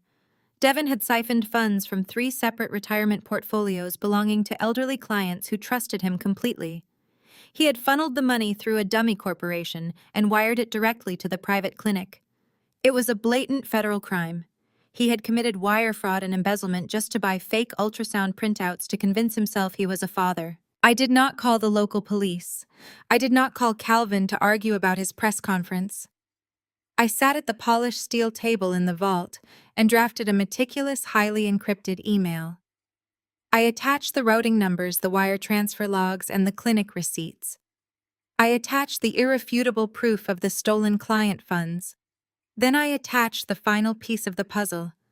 I attached the genuine medical records my mother had uncovered, proving the clinic had accepted stolen money to fabricate a pregnancy for a woman who did not possess a uterus. I addressed the email to the Executive Disciplinary Board of Devin's wealth management firm. I copied the Federal Bureau of Investigation Financial Crimes Division. I copied the Securities and Exchange Commission. I wanted to ensure that no one could sweep this under the rug to protect the firm's reputation. I pressed send and watched the loading bar cross the screen. The trap was no longer just closed, it was locked and bolted and sinking to the bottom of the ocean. The next morning, the sky over Atlanta was a bruised and stormy gray. Devin sat in his plush corner office overlooking the financial district. He was sweating through his custom silk shirt. The news of the disastrous gala was already spreading through the corporate grapevine. His wealthy clients were calling nonstop, demanding reassurance that their portfolios were safe. He was staring at his computer monitor, trying frantically to figure out how to cover his tracks before anyone noticed the missing $50,000. He pulled up the offshore account where he had sent the clinic money. He tried to initiate a reversal to put the funds back into the retirement accounts. The screen flashed a bright red error message, indicating the account was frozen by federal authorities pending an active criminal investigation. Devin's breath caught in his throat. His hands shook violently as he picked up his desk phone to call Wesley. He needed Wesley to fix this. He needed the white brother-in-law to use his family connections to make the federal agents look the other way. But the call went straight to a disconnected voicemail. Wesley was already gone. He had taken whatever money he could salvage from the charity gala scam and vanished into thin air, leaving Devin to face the firing squad entirely alone. The heavy glass doors of Devin's corner office suddenly swung open. They did not just open gently. They were pushed open with aggressive tactical force. Devin dropped the phone as 6 men in dark windbreakers walked into the room. They had federal badges clipped to their belts and their faces were carved from stone. 2 uniformed financial police officers flanked the doorway, preventing anyone from entering or leaving the suite. The entire floor of the firm went dead silent as colleagues poked their heads out of their cubicles to watch the golden boy of the company get taken down. The lead detective. A tall man with a grim expression walked directly up to Devin's desk. He did not ask how Devon was doing. He did not offer a polite corporate greeting. He ordered Devon to step away from the keyboard immediately and keep his hands where they could be seen. Devon raised his hands in the air, trembling like a frightened child. He tried to speak. He tried to use his polished corporate charm to explain that there had been a massive misunderstanding. He stammered that he was a victim of a complex cyber attack. The detective grabbed Devon by the shoulder and spun him around, pressing his chest hard against the glass wall of the office. He pulled Devon's arms behind his back. The cold, heavy steel of the handcuffs clicked loudly in the silent room. The sound echoed off the expensive modern art on the walls. The detective read Devon his Miranda rights in a flat, bored tone. He listed the charges clearly so everyone in the hallway could hear. Wire fraud, embezzlement of vulnerable client funds, conspiracy to commit financial fraud. Devon began to sob uncontrollably. His knees buckled and he leaned all his weight against the glass panel. He begged them to stop. He told them he was a victim of extortion. He said his vindictive ex-wife had set him up because she was crazy and jealous. He said he just wanted to provide for his unborn child. He blubbered about the horrific miscarriage at the gala last night. He said he was a grieving father who had made a few desperate mistakes under the immense pressure of starting a new family. The detective pulled Devon away from the wall and turned him around to face the desk. Another federal agent had already started bagging up the computer hard drives and spreading out the physical documents they had brought with them in a thick manila folder. The agent placed the evidentiary file right in the center of Devon's mahogany desk. It was the primary evidence they had used to secure the immediate arrest warrant from the federal judge. "Look closely at what you are crying over, Mr. Hayes," the detective said, pointing a calloused finger at the open folder. Devon looked down through his tears. His eyes locked onto the top document resting on the polished wood. It was not a financial ledger. It was not a wire transfer log. It was a medical report. It was the exact same medical report I had read in the cold isolation of the underground bank vault. Devon stared at the words printed in bold black ink. His blurry vision focused on the name at the top of the page. Brielle Hastings. He read the date from 4 years ago. He read the detailed surgical summary outlining a complete and irreversible hysterectomy. He stared at the signature of the chief medical officer confirming that the patient was entirely and permanently sterile, without any possibility of carrying a child. The absolute truth crashed down on him with the devastating weight of a collapsing skyscraper. He stopped breathing. The remaining color drained completely from his face, leaving him looking like a ghost in a tailored suit. The extravagant maternity dresses, the emotional late-night conversations about nursery colors, the $50,000 premium medical bills, the horrific bloody miscarriage on the stage. It was all a scam. Every single second of his new life was a fabricated illusion directed by Wesley to drain his bank accounts and steal my assets. He had thrown away a brilliant, loyal wife and a secure 7-year marriage for a woman who was physically incapable of giving him the one thing he claimed he wanted.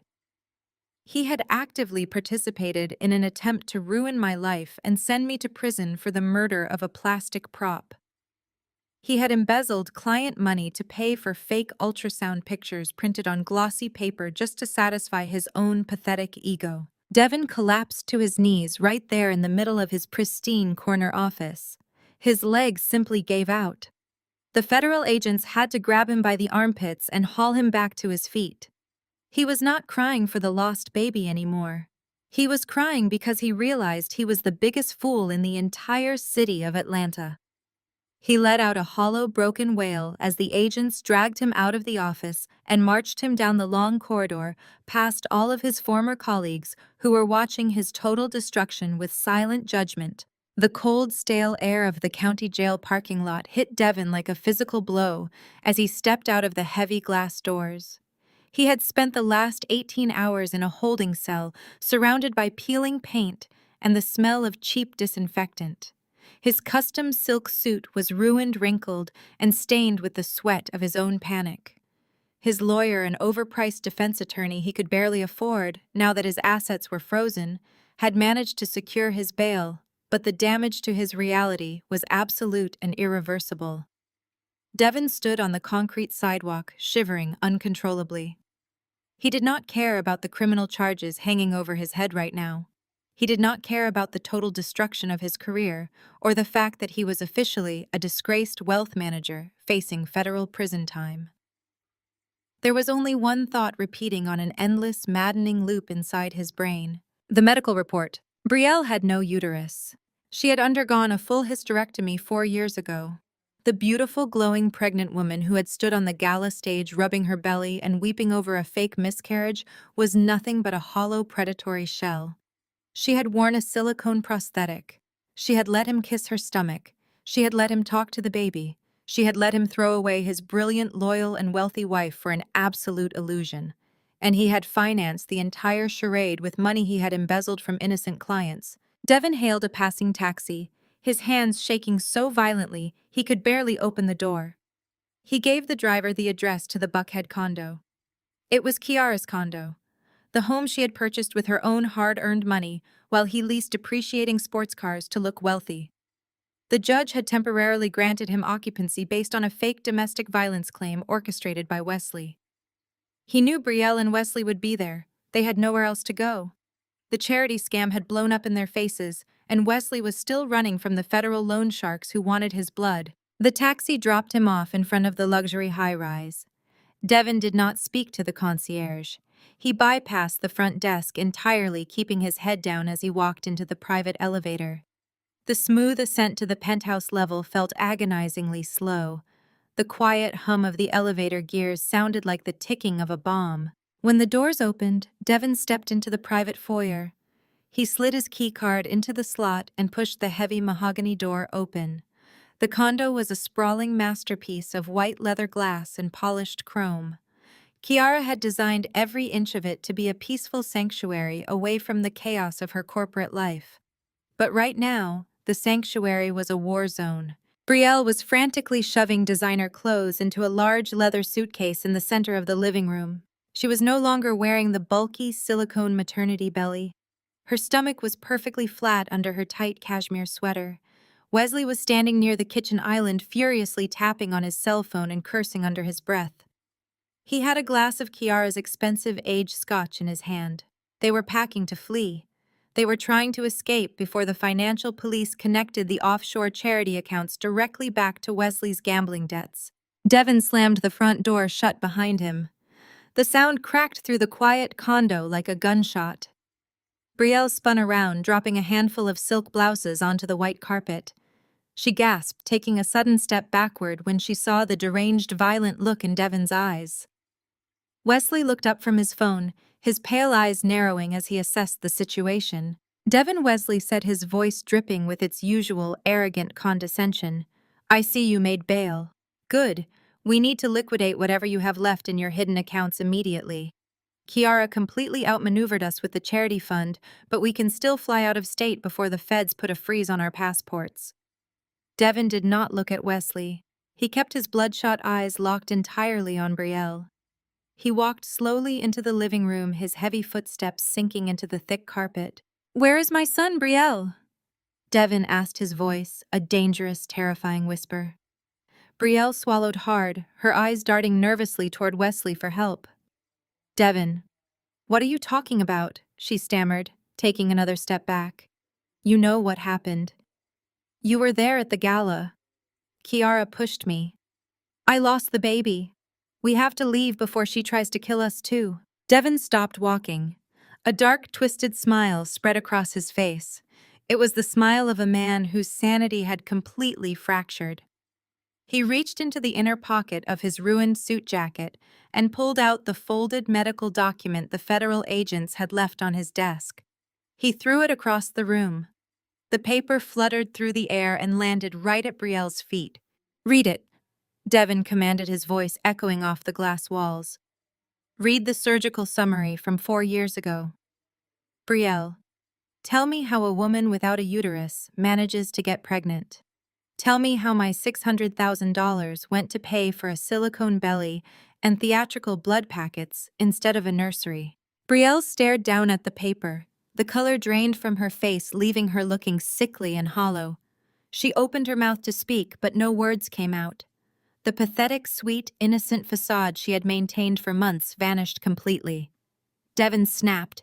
He let out a raw, agonizing roar and lunged across the living room.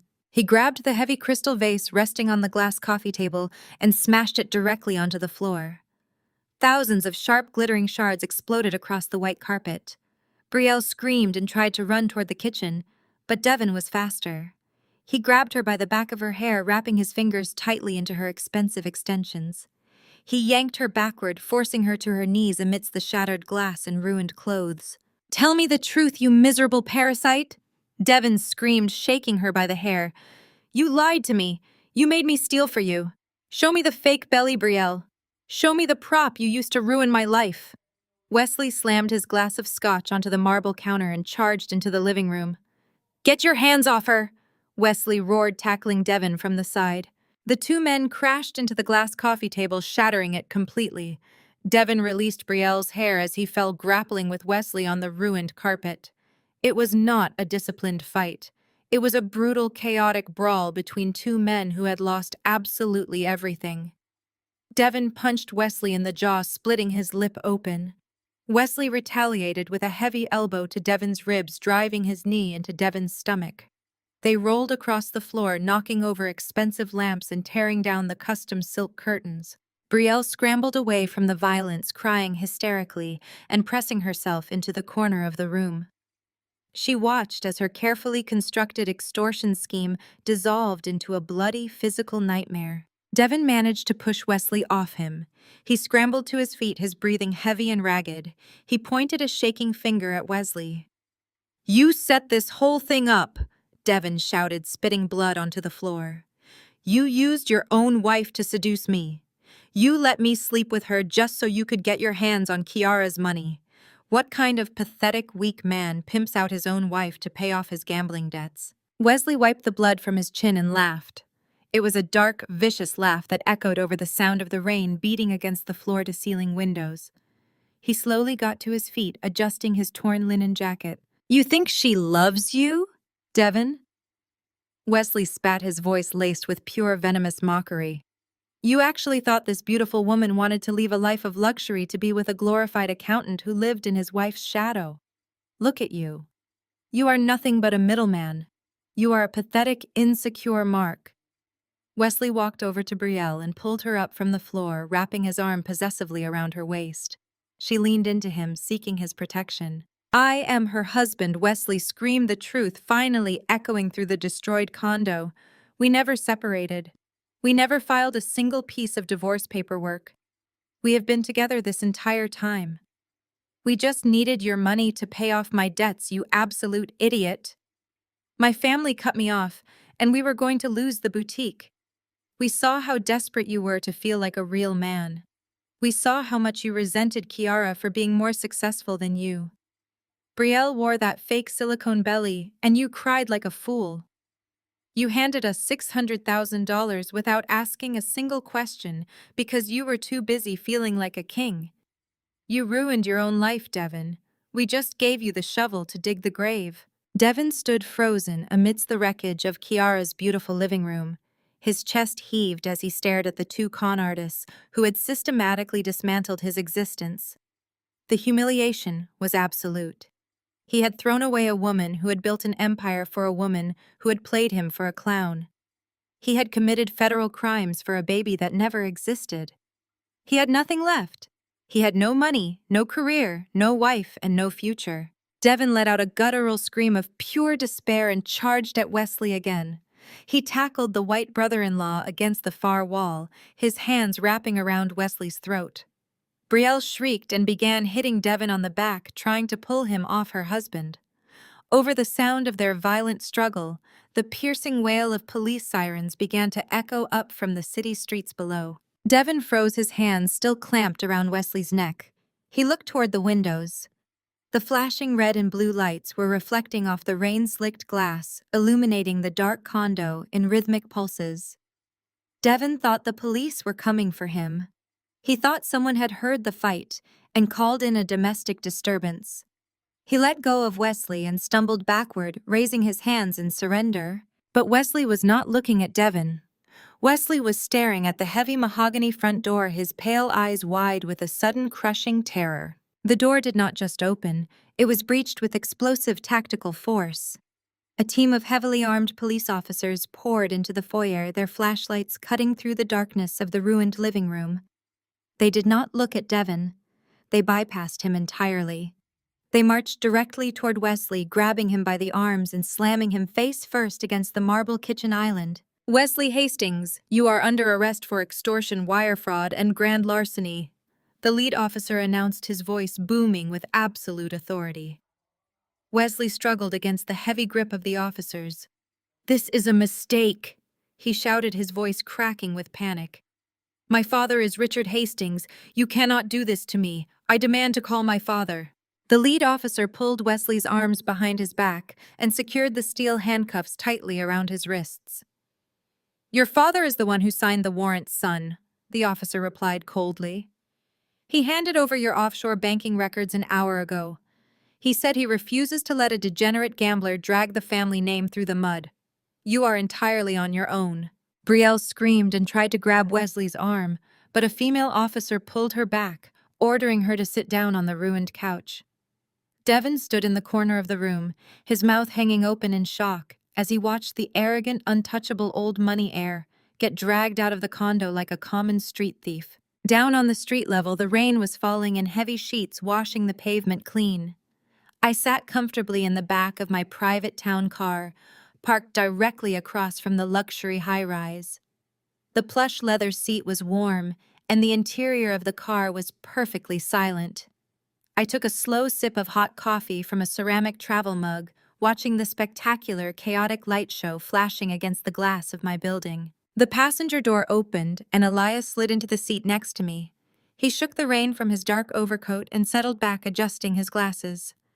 He looked out the window at the procession of police cruisers blocking the intersection. "Wesley's father was surprisingly cooperative," Elias said, his deep baritone voice calm and conversational. "The moment I presented him with the evidence of Wesley's extortion and the offshore holding company, he realized the risk to his own real estate empire. Old money protects old money, Kiara. They will cut off a rotting branch to save the tree without a second thought." He signed the affidavit authorizing the police to raid the condo and seize Wesley's remaining electronics. I nodded, keeping my eyes on the revolving doors of the lobby. I knew Devon would be standing up there in the wreckage, surrounded by shattered glass and broken illusions.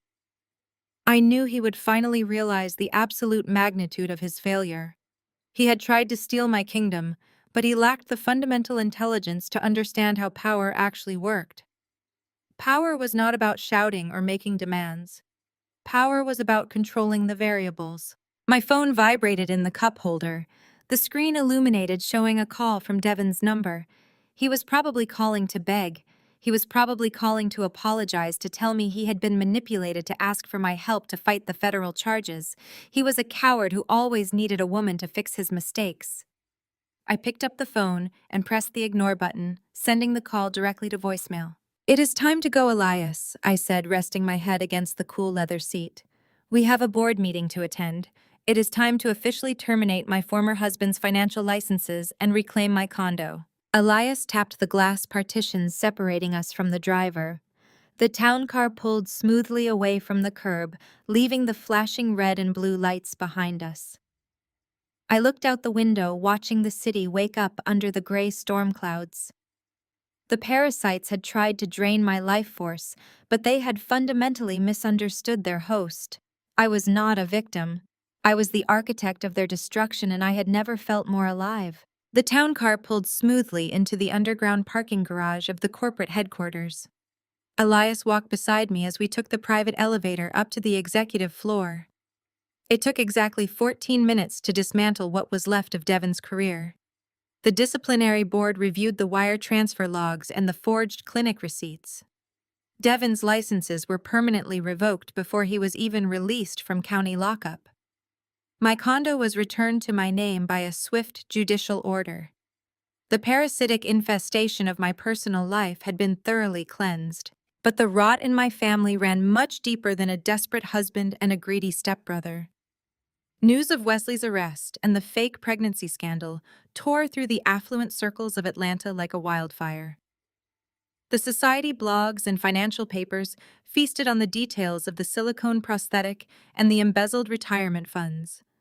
Brielle was dragged into the police precinct for questioning as a co-conspirator. Calvin watched his entire carefully constructed world collapse in a matter of hours. His country club memberships were suspended. His credit lines were frozen. The illusion of the wealthy, grieving patriarch was shattered, leaving only a desperate old man drowning in debt. I was sitting in my corner office reviewing the quarterly pharmaceutical projections when the heavy oak doors swung open. My assistant had clearly tried to stop him, but Calvin pushed past her. He looked nothing like the polished, silver-haired gentleman from the hospital news interview. His suit was rumpled, and his face was flushed with frantic rage. He leaned heavily on his silver-tipped cane, gasping for breath. "You think you have won, Kiara?" Calvin spat, leaning over my desk. "You think throwing my daughter to the wolves makes you the queen of this city? You ruined your own family. Wesley is looking at 10 years in federal prison and Brielle is facing accomplice charges. Devin is bankrupt and facing ruin. You destroyed us." I did not look up from my quarterly reports. I turned the page calmly. "You destroyed yourselves, Calvin?" I said, my voice flat and even. I just turned on the light so everyone could see the rats scattering. He slammed his cane against the edge of my desk. The loud thud echoed in the large office. "You arrogant little girl," he hissed. "You are just like your mother, always thinking you are the smartest person in the room." Vivica thought she could outsmart me too when she was building this empire. She thought she could keep all the profits while I played the supportive husband, but I made sure I had my insurance policies. He reached into his jacket pocket and pulled out a thick manila envelope, tossing it onto my desk. It landed right on top of my financial reports.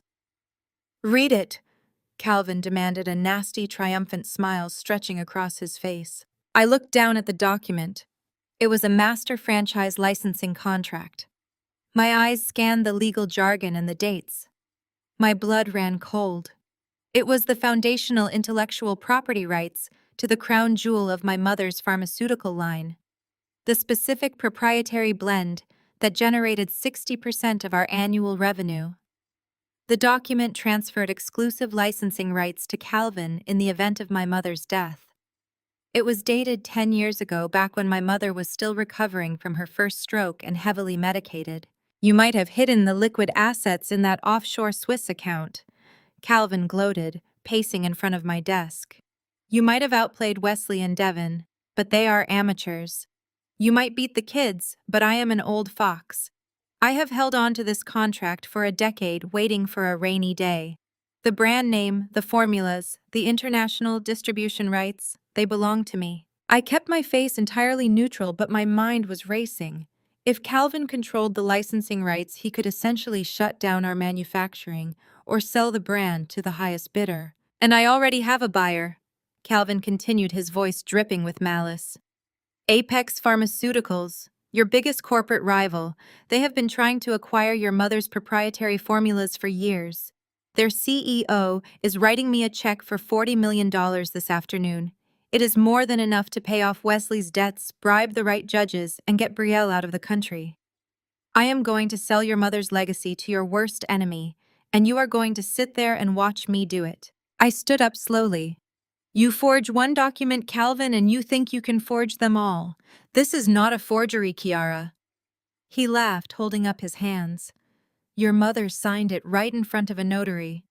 She was so exhausted from the physical therapy, she barely looked at what I put in front of her. I told her it was routine tax paperwork. I built a backdoor into your empire 10 years ago, and today I am burning the whole thing down." He turned and walked out of my office, his cane clicking rhythmically against the hardwood floor. Within an hour, my secure line began ringing. It was Marcus Vance, the CEO of Apex Pharmaceuticals. Marcus was a ruthless corporate raider who had spent his entire career trying to absorb my mother's market share. He was the kind of man who viewed tragedy as a business opportunity. I answered the phone and put it on speaker. "Good morning, Kiara," Marcus said, his voice smooth and incredibly smug. I assume your stepfather just paid you a visit. Cut to the chase, Marcus, I replied, staring at the licensing contract still sitting on my desk. He chuckled a low grating sound. The old man is offering me the keys to the kingdom. 40 million is a steal for the global licensing rights to your mother's flagship products. Once the ink dries, Apex will absorb your supply chains and force a complete rebranding. Your firm will be a hollow shell within 6 months. He paused, letting the threat hang in the air. But I am a reasonable man, Marcus continued. I know the fake pregnancy scandal with your husband has created a lot of negative press for you. The rumors from the gala are still circulating.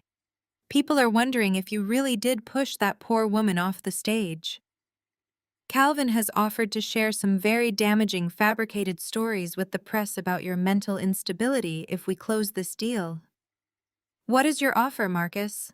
I asked, my tone deadpan. Step down from your firm, Marcus said, his voice turning cold and authoritative. Resign as CEO, effective immediately. Surrender the company to the Apex Acquisition Board peacefully. If you hand over the keys without a fight, I will tear up the licensing contract with Calvin. I will let the old man sink in his own debt. And Apex will kill the negative press campaign against you. You get to keep your freedom and your offshore cash. You just lose the company. If I refuse, I asked. If you refuse, I sign the deal with Calvin at 3:00 today.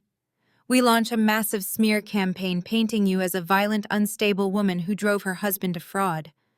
We take your mother's brand and we destroy you in the process. You have until the board meeting to decide. The line went dead. I sat in my chair staring at the flashing red light on the phone console. They thought they had me cornered. Calvin was desperate for cash to save his golden children, and Marcus was using that desperation to orchestrate a hostile takeover of my life's work. They thought they had outsmarted me using my mother's signature against me. I picked up the phone and dialed Elias. He answered on the first ring. We have a problem, I told him, summarizing the details of Calvin's visit and the extortion attempt from Apex Pharmaceuticals. The old fox kept a licensing contract hidden for a decade. He is selling the brand to Apex today at 3:00. There was a long silence on the other end of the line. I could hear Elias typing rapidly on his secure terminal. I am pulling up the intellectual property archives now, Elias said, his baritone voice tight with concentration. Kiara, if that contract is legitimate and notarized, Calvin has the legal authority to assign the franchise rights. Apex could legally force a cease and desist on all your manufacturing lines by tomorrow morning. This is a kill shot. Calvin tricked her, I said, closing my eyes and remembering my mother's frail hand shaking as she held a pen during her recovery. He slipped it into a stack of tax documents when she was heavily medicated. He played the loving, supportive husband while stealing her life's work. Marcus Vance has convened an emergency board meeting at the Apex headquarters, Elias reported, reading from his screen. Calvin is already on the visitor log. They are preparing to sign the transfer of rights in front of their corporate legal team. Kiara, we need to file an emergency injunction to stall the sale. We can argue diminished capacity regarding your mother's state of mind when she signed it. I stood up and walked over to the floor-to-ceiling window looking out over the sprawling Atlanta skyline. Filing an injunction would tie the brand up in court for years. It would freeze our manufacturing. It would destroy investor confidence.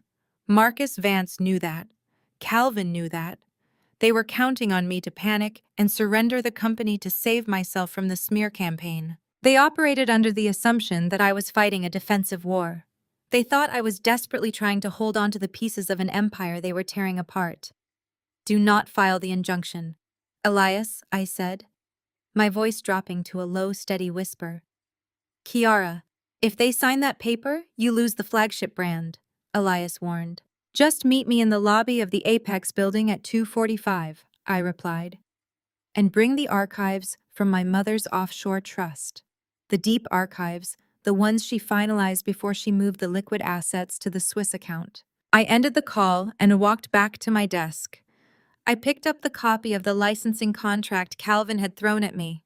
I studied the signatures. I studied the corporate seals. Calvin thought he was an old fox. He thought his 10-year-old trick was the ultimate trump card. He believed that because he had manipulated a sick woman, he held all the power. But my mother had not been a victim in her final days. She had been a visionary. She had anticipated supply chain disasters and corporate espionage long before they ever materialized. She had warned me in her letter that Calvin would try a coup, but she had not just been talking about the fake power of attorney. I gathered my coat and my leather briefcase. The drive to the Apex Pharmaceuticals headquarters took exactly 20 minutes.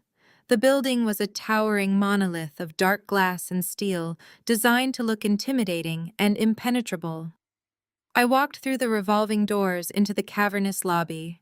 Elias was already waiting by the security desk holding a thick black leather portfolio. He looked at me, his expression grim but trusting. "Are you sure about this?" he asked. I did not answer. I simply took the portfolio from his hands and walked past the security guards. I did not have an appointment. I did not have a visitor badge. I stepped into the executive elevator and pressed the button for the top floor. The Apex boardroom was a massive space dominated by a long polished mahogany table. The walls were lined with screens displaying global market shares and stock projections. Marcus Vance sat at the head of the table surrounded by his top legal executives. Calvin was seated to his right, looking unbearably smug. His silver cane was resting against the table and a thick stack of transfer documents sat in front of him ready to be signed. They were literally raising glasses of sparkling water in a premature toast when I pushed the heavy double doors open and walked into the room. The conversation stopped instantly. Marcus Vance lowered his glass, his eyes narrowing. Calvin sat up straight, gripping the handle of his cane, his face flushing with immediate anger. "What are you doing here, Kiara?" Calvin demanded, his voice echoing in the large room. "Security should have stopped you downstairs. You have no business being here." Marcus smiled a slow, predatory grin. "Let her stay, Calvin. It seems the former CEO has come to formally surrender her position. I told you she would see reason once she realized she was entirely outmatched." I walked slowly down the length of the boardroom. I did not look at the Apex executives. I kept my eyes locked entirely on Calvin, the old man who had spent his life leeching off my mother's brilliance, the man who had helped orchestrate a fake pregnancy and a fake miscarriage just to send me to prison. "You have lost, Kiara," Calvin said, tapping the contract on the table. "I have the master licensing rights. Your mother signed them over to me a decade ago. I control the brand. I control the formulas. And I am selling them to Marcus right now. You have absolutely nothing left to fight with." I reached the end of the table. I did not say a word. I simply opened the black leather portfolio Elias had given me.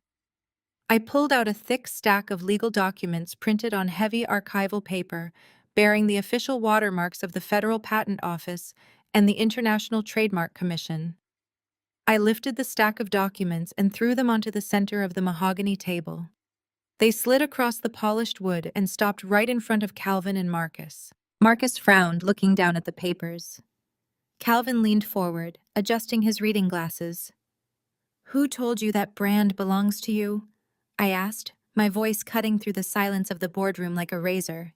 The silence in the Apex Pharmaceuticals boardroom was absolute and suffocating. Marcus Vance stared at the thick stack of archival documents resting on the center of the polished mahogany table.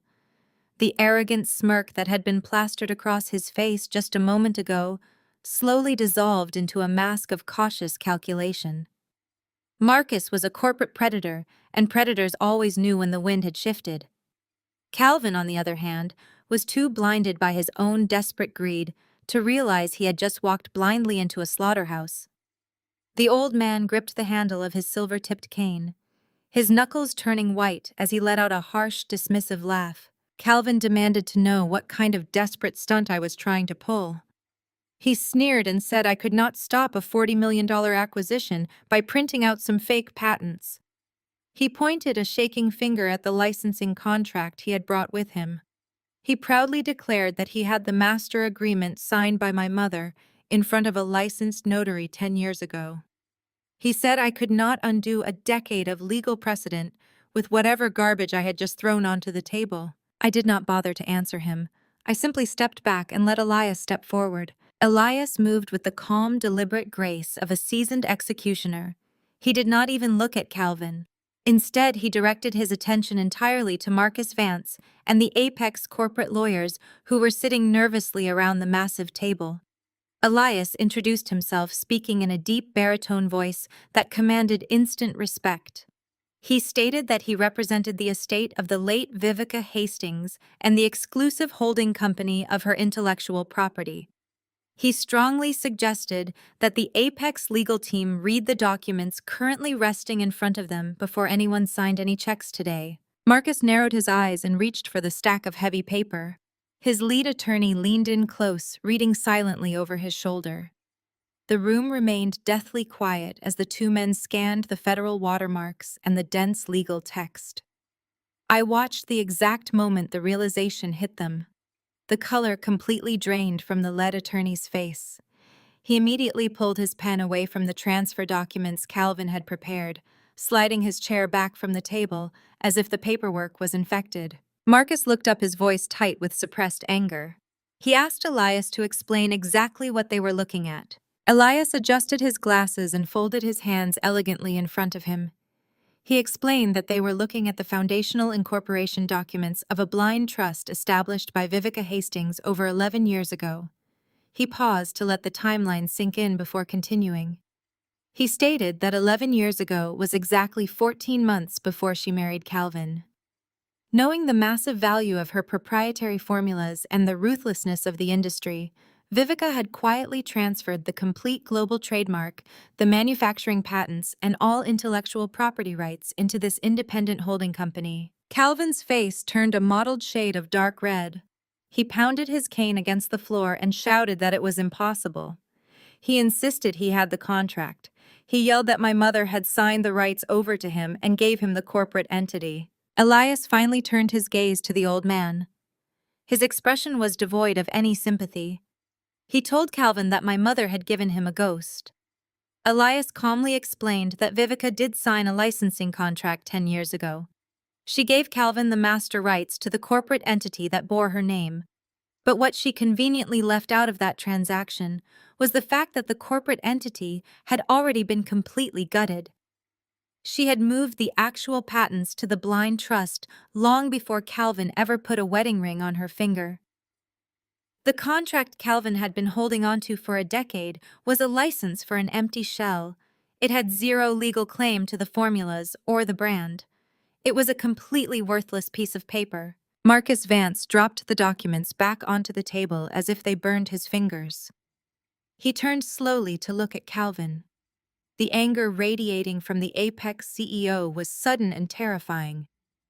Marcus stated in a dangerously low voice that Calvin had brought him a fraudulent contract. He accused Calvin of trying to sell a $40 million brand that he did not even own. Marcus realized he had nearly exposed his entire corporation to a massive intellectual property lawsuit that would have cost Apex hundreds of millions in legal damages. Calvin began to stammer uncontrollably. Sweat beaded on his forehead as he desperately flipped through his own useless paperwork. He insisted there had to be a mistake. He whined about how he took care of her. He claimed he played the loving, supportive husband for 10 years while she built the company. He yelled that he earned the brand and that she owed him that buyout money. He said he waited patiently while she slowly deteriorated, and he made sure he secured his future. He refused to believe that an ailing woman could have outsmarted his grand design. I leaned my hands on the cool mahogany table, looking directly into the eyes of the man who had neglected my mother in her final days.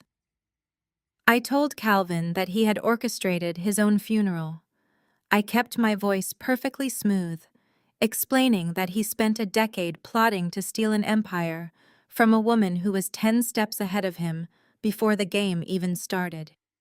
She knew exactly what kind of parasite he was the moment she met him. She just kept him close so she could monitor and control the damage he would inevitably try to cause. He thought he was the patient predator waiting for her to die, but he was always just the prey locked inside her cage. Marcus stood up abruptly, buttoning his suit jacket. He announced that the meeting was over. He glared down at Calvin and promised that if the old man ever contacted the Apex offices again, he would have his corporate legal team bury Calvin so deep in litigation he would not even be able to afford the silver on his cane. Marcus turned to me and gave a stiff, reluctant nod of respect. He quietly admitted that my mother had raised a shark. The Apex executives scrambled to pack their briefcases, rushing out of the boardroom behind their CEO, leaving the fraudulent transfer documents sitting unsigned on the table. The heavy double doors closed behind them, leaving only Calvin, Elias, and me in the expansive room. Calvin was breathing heavily, clutching his chest as he stared at his worthless contract. The arrogant patriarch was completely shattered. His final desperate play to save his family had evaporated into thin air. But Elias was not finished. Elias opened his black leather portfolio again and pulled out a single sheet of paper. He slid it smoothly across the long table toward Calvin. Elias stated in a conversational but lethal tone that Calvin should not worry too much about the failed sale because he had much more pressing matters to attend to. He mentioned that Calvin needed to focus on his immediate housing situation. Calvin stared at the new paper, his eyes wide and unfocused. He weakly asked what else we could possibly want from him. Elias explained that the document was a formal notice of immediate eviction and asset seizure. He detailed how during the process of verifying the intellectual property rights, our firm had also conducted a thorough forensic audit of Vivica's hospice accounts. They had traced the exact routing numbers of the funds Calvin had embezzled over the last 18 months. Elias shook his head, noting that Calvin had been incredibly sloppy. The audit proved that Calvin used the stolen money directly from those corporate hospice accounts to pay the mortgage on the sprawling mansion he currently shared with his daughter Brielle. I watched as the absolute final drop of hope drained out of the old man's eyes. Elias continued explaining the cold, hard mechanics of the law. Because Calvin used stolen funds from a corporate account to finance the property, the mansion was legally considered a seized corporate asset. It belonged entirely to the blind trust. It belonged to me. Elias informed Calvin that the financial police were currently standing in his driveway. They had already changed the locks on the front doors. Whatever personal items Calvin and Brielle had left inside were now considered evidence in the ongoing federal embezzlement investigation. Elias delivered the final blow, telling Calvin he had no house. His bank accounts were frozen. He was completely and utterly bankrupt. Calvin collapsed forward into his chair. His cane fell to the floor with a loud metallic clatter. He buried his face in his trembling hands and let out a pathetic whimpering sound. The great manipulator who had orchestrated the fake pregnancy, the fake miscarriage, the corporate lockout, and the public smear campaign was reduced to a weeping homeless old man. He had nothing left to leverage and no one left to manipulate. I stood over him feeling absolutely nothing. There was no pity and no remorse in my heart. He had tried to destroy me, and now he was reaping the exact harvest he had sown.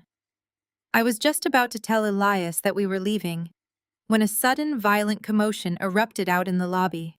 We could hear loud, desperate shouting through the heavy boardroom doors. The sound of scuffling feet and the sharp commands of the Apex security guards echoed through the quiet hall. Suddenly, the double doors burst open, crashing violently against the walls. Devin stumbled into the boardroom. He looked like a man who had crawled out of a nightmare. His expensive custom suit was torn at the shoulder and stained with dried blood and sweat from his brawl with Wesley. His face was deeply bruised, and his eyes were wild and darting frantically around the room. He had clearly fought his way past the front security desk in a state of absolute mania. 2 large security guards rushed in right behind him, reaching for his arms, but Devin violently shoved them away. He screamed my name, his voice cracking with raw, desperate terror. He did not even notice Calvin sitting in the corner, weeping over the eviction notice. Devin locked eyes with me and stumbled forward. His legs seemed to give out halfway across the room, and he collapsed, falling hard onto his knees, right in the middle of the polished mahogany floor. The security guards froze, unsure of how to handle the deranged, bleeding man kneeling in the corporate boardroom. Devin did not care who was watching. He crawled forward on his knees, his hands clasped together in a pathetic gesture of begging. Hot tears were streaming down his bruised face, mixing with the dirt and sweat on his cheeks. He looked up at me with pleading, desperate eyes and sobbed. He begged me to stop them. He begged me to call them off. He cried that the federal agents had raided his corner office and taken absolutely everything. They took his hard drives and his client ledgers. They found the clear evidence of the $50,000 he wired to the private fertility clinic. He wailed that he had lost all his financial licenses and that they were threatening him with 20 years in federal prison for wire fraud and embezzlement. He pleaded with me to tell the IRS and the SEC that it was all a misunderstanding. He begged me to fix the mess he had created. I stood perfectly still, looking down at the man I had once called my husband. Devin reached out and grabbed the hem of my coat, sobbing uncontrollably into the fabric. He wailed that he had been bewitched. His voice echoed off the walls as he claimed Wesley and Brielle had manipulated him. He said they lied to him and set up the whole elaborate trap. He confessed right there on the floor that Brielle never had a baby and that she could not even get pregnant. He cried about the fake stomach and the fake blood they used to trick him into turning against me. He claimed he was sick in the head and that they had poisoned his mind. He swore he never wanted to hurt me. He told me I was his wife and the only person who ever truly cared about him. He begged me to call my lawyers and make the federal charges go away, promising he would do whatever I wanted and be a good husband if I just saved him from being locked in a cage. Devin buried his face against my shoes, weeping like a broken child. The Apex security guards stood in stunned silence by the door, watching the total, absolute destruction of the man who had once tried to steal my empire. The heavy silence of the boardroom settled over the remaining men like a suffocating shroud. I did not stay to watch Calvin weep over the ashes of his deceit. I simply turned on my heel and walked out the glass double doors with Elias right beside me, leaving the old fox to drown in the vacuum of his own monumental failure. The dominoes fell with a rapid, brutal precision over the next few months. Devin's tearful begging in the federal interrogation room did not save him. His desperate confessions only solidified his guilt and handed the prosecutors an airtight case. He was sentenced to 7 years for wire fraud and money laundering, his professional reputation entirely obliterated. The man who used to obsess over custom-tailored silk suits and imported Italian leather shoes traded his luxury wardrobe for a standard-issue orange jumpsuit. His life was reduced to a concrete cell and a metal cot. Wesley did not fare much better. Despite his frantic attempts to strike a plea deal, his own father made sure the federal judge threw the absolute maximum penalty at him. The Hastings patriarch formally and publicly disowned Wesley, stripping his name from the family trust completely and erasing his access to any generational wealth. Wesley was transferred to a maximum security facility, a disgraced, arrogant old money heir forced to survive among the very criminals he used to mock from his penthouse balconies. But perhaps the most poetic justice was reserved for Brielle and Calvin. The federal seizure of the Buckhead mansion was swift, public, and completely merciless. I sat in the back of my tinted town car one crisp Tuesday morning, parked discreetly down the street, just to watch the eviction unfold. Brielle was dragged out onto the manicured front lawn by federal marshals. She was screaming hysterically, crying real tears this time, as she clutched a single designer handbag, while the movers hauled out boxes of seized assets to be auctioned off to the highest bidder. She had no fake silicone maternity belly to hide behind now. There was only the harsh, terrifying reality of her crushing, insurmountable debt. Calvin stood on the sidewalk beside her, looking frail, broken, and older than he had ever appeared. The moment the marshals locked the heavy iron gates with a thick steel chain, Calvin turned on his own daughter like a starving animal. I rolled my window down just enough to hear the vicious venom in his voice as he cursed her for ruining him. He screamed that her sloppy extortion scheme and her pathetic acting were the reasons he had lost the master franchise contract and his entire retirement. The golden child and the mastermind patriarch were tearing each other apart on the dirty curb with absolutely nowhere left to run. Calvin's legal fees from the intellectual property lawsuit and the subsequent criminal embezzlement charges drained whatever hidden cash he had managed to stash away. The judge ordered him to pay massive restitution directly to my mother's trust. With no assets, no credit, and no friends left in the elite circles of Atlanta, the old man was forced to take the only work he could find to satisfy the strict court mandates. The former king of the pharmaceutical supply chain, the man who used to drink aged scotch and plot corporate takeovers, was now working the night shift as a janitor at a low-tier budget motel out on the highway. He spent his nights pushing a heavy mop bucket across sticky linoleum floors, smelling of cheap bleach and stale cigarette smoke, while his health slowly failed him. I did not need a knight in shining armor to come and rescue me from the wreckage of my marriage. I had been my own savior. I did not rush into another romance or seek validation in the arms of a new man. My validation was the empire I had successfully defended and aggressively expanded. I had cut out the parasitic rot and the tree was finally thriving, producing record-breaking profits and dominating the international markets. 6 months after the boardroom confrontation, I stood in my newly renovated CEO suite at the absolute top of our corporate headquarters. The floor-to-ceiling windows offered an unobstructed panoramic view of the Atlanta skyline. The sprawling city looked entirely different to me now. It was no longer a battleground of deception and hidden enemies. It was my kingdom.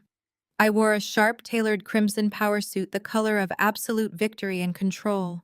My desk was a massive slab of pristine black marble, clean and meticulously organized. The only personal item resting on the polished surface was a silver-framed photograph of my mother Vivica. She was smiling in the picture, looking fiercely proud and untouchable. I reached out and gently touched the cool metal of the frame. I had protected her legacy. I had honored her brilliant foresight and brought her vision into a new era of dominance. The quiet hum of the executive floor was broken by the soft click of the heavy oak doors opening. Elias walked into the office carrying his familiar black leather portfolio. He looked around the expansive room with a subtle nod of genuine approval. "We just finalized the complete liquidation of Devon's remaining seized accounts," Elias said, his deep baritone voice echoing slightly in the quiet room. "The funds have been successfully routed through the legal channels and transferred back into the primary trust. There is just one final piece of business left to address on the docket today." I turned away from the towering glass window and looked at my most trusted advisor. "What is it, Elias?" I asked, my voice calm and perfectly steady. He adjusted his glasses, sliding them slightly up his nose as he opened the leather portfolio. "What do you want to do with their old house?" he asked, looking up at me. "The Buckhead mansion is completely cleared out by the marshals and the deed is fully secured in your name. The real estate market is highly favorable right now if you want to list the property for a quick and highly profitable sale." I walked slowly over to my desk, resting my fingertips on the smooth black marble, right next to my mother's photograph. I thought about the sprawling house where Brielle and Wesley had laughed and plotted against me. The house where Calvin had lived luxuriously on stolen money. The house built entirely on the foundation of my mother's illness and my own exploitation. It was a monument to their greed and their monumental arrogance. A cold, genuine smile spread across my face as I looked back at Elias. "Bulldoze it," I said, my voice ringing with absolute finality. "Tear it all the way down to the dirt. We are building a state-of-the-art medical research center right on that land, and it will be named after my mother. The past is buried, Elias. Now we build an empire." The greatest lesson to take away from this story is that your worth is never defined by the people who try to break you. Loyalty should never require you to sacrifice your own future or endure constant disrespect. When those closest to you reveal their true manipulative intentions, it is not a reflection of your failure, but a profound revelation of their own character. True power comes from recognizing your own resilience, cutting out the toxic roots, and building your empire on your own terms. Sometimes the most devastating betrayals are exactly the push you need to finally claim the life you deserve. If you have ever had to walk away from toxic people to protect your own peace, hit the like button and subscribe to share your journey with us.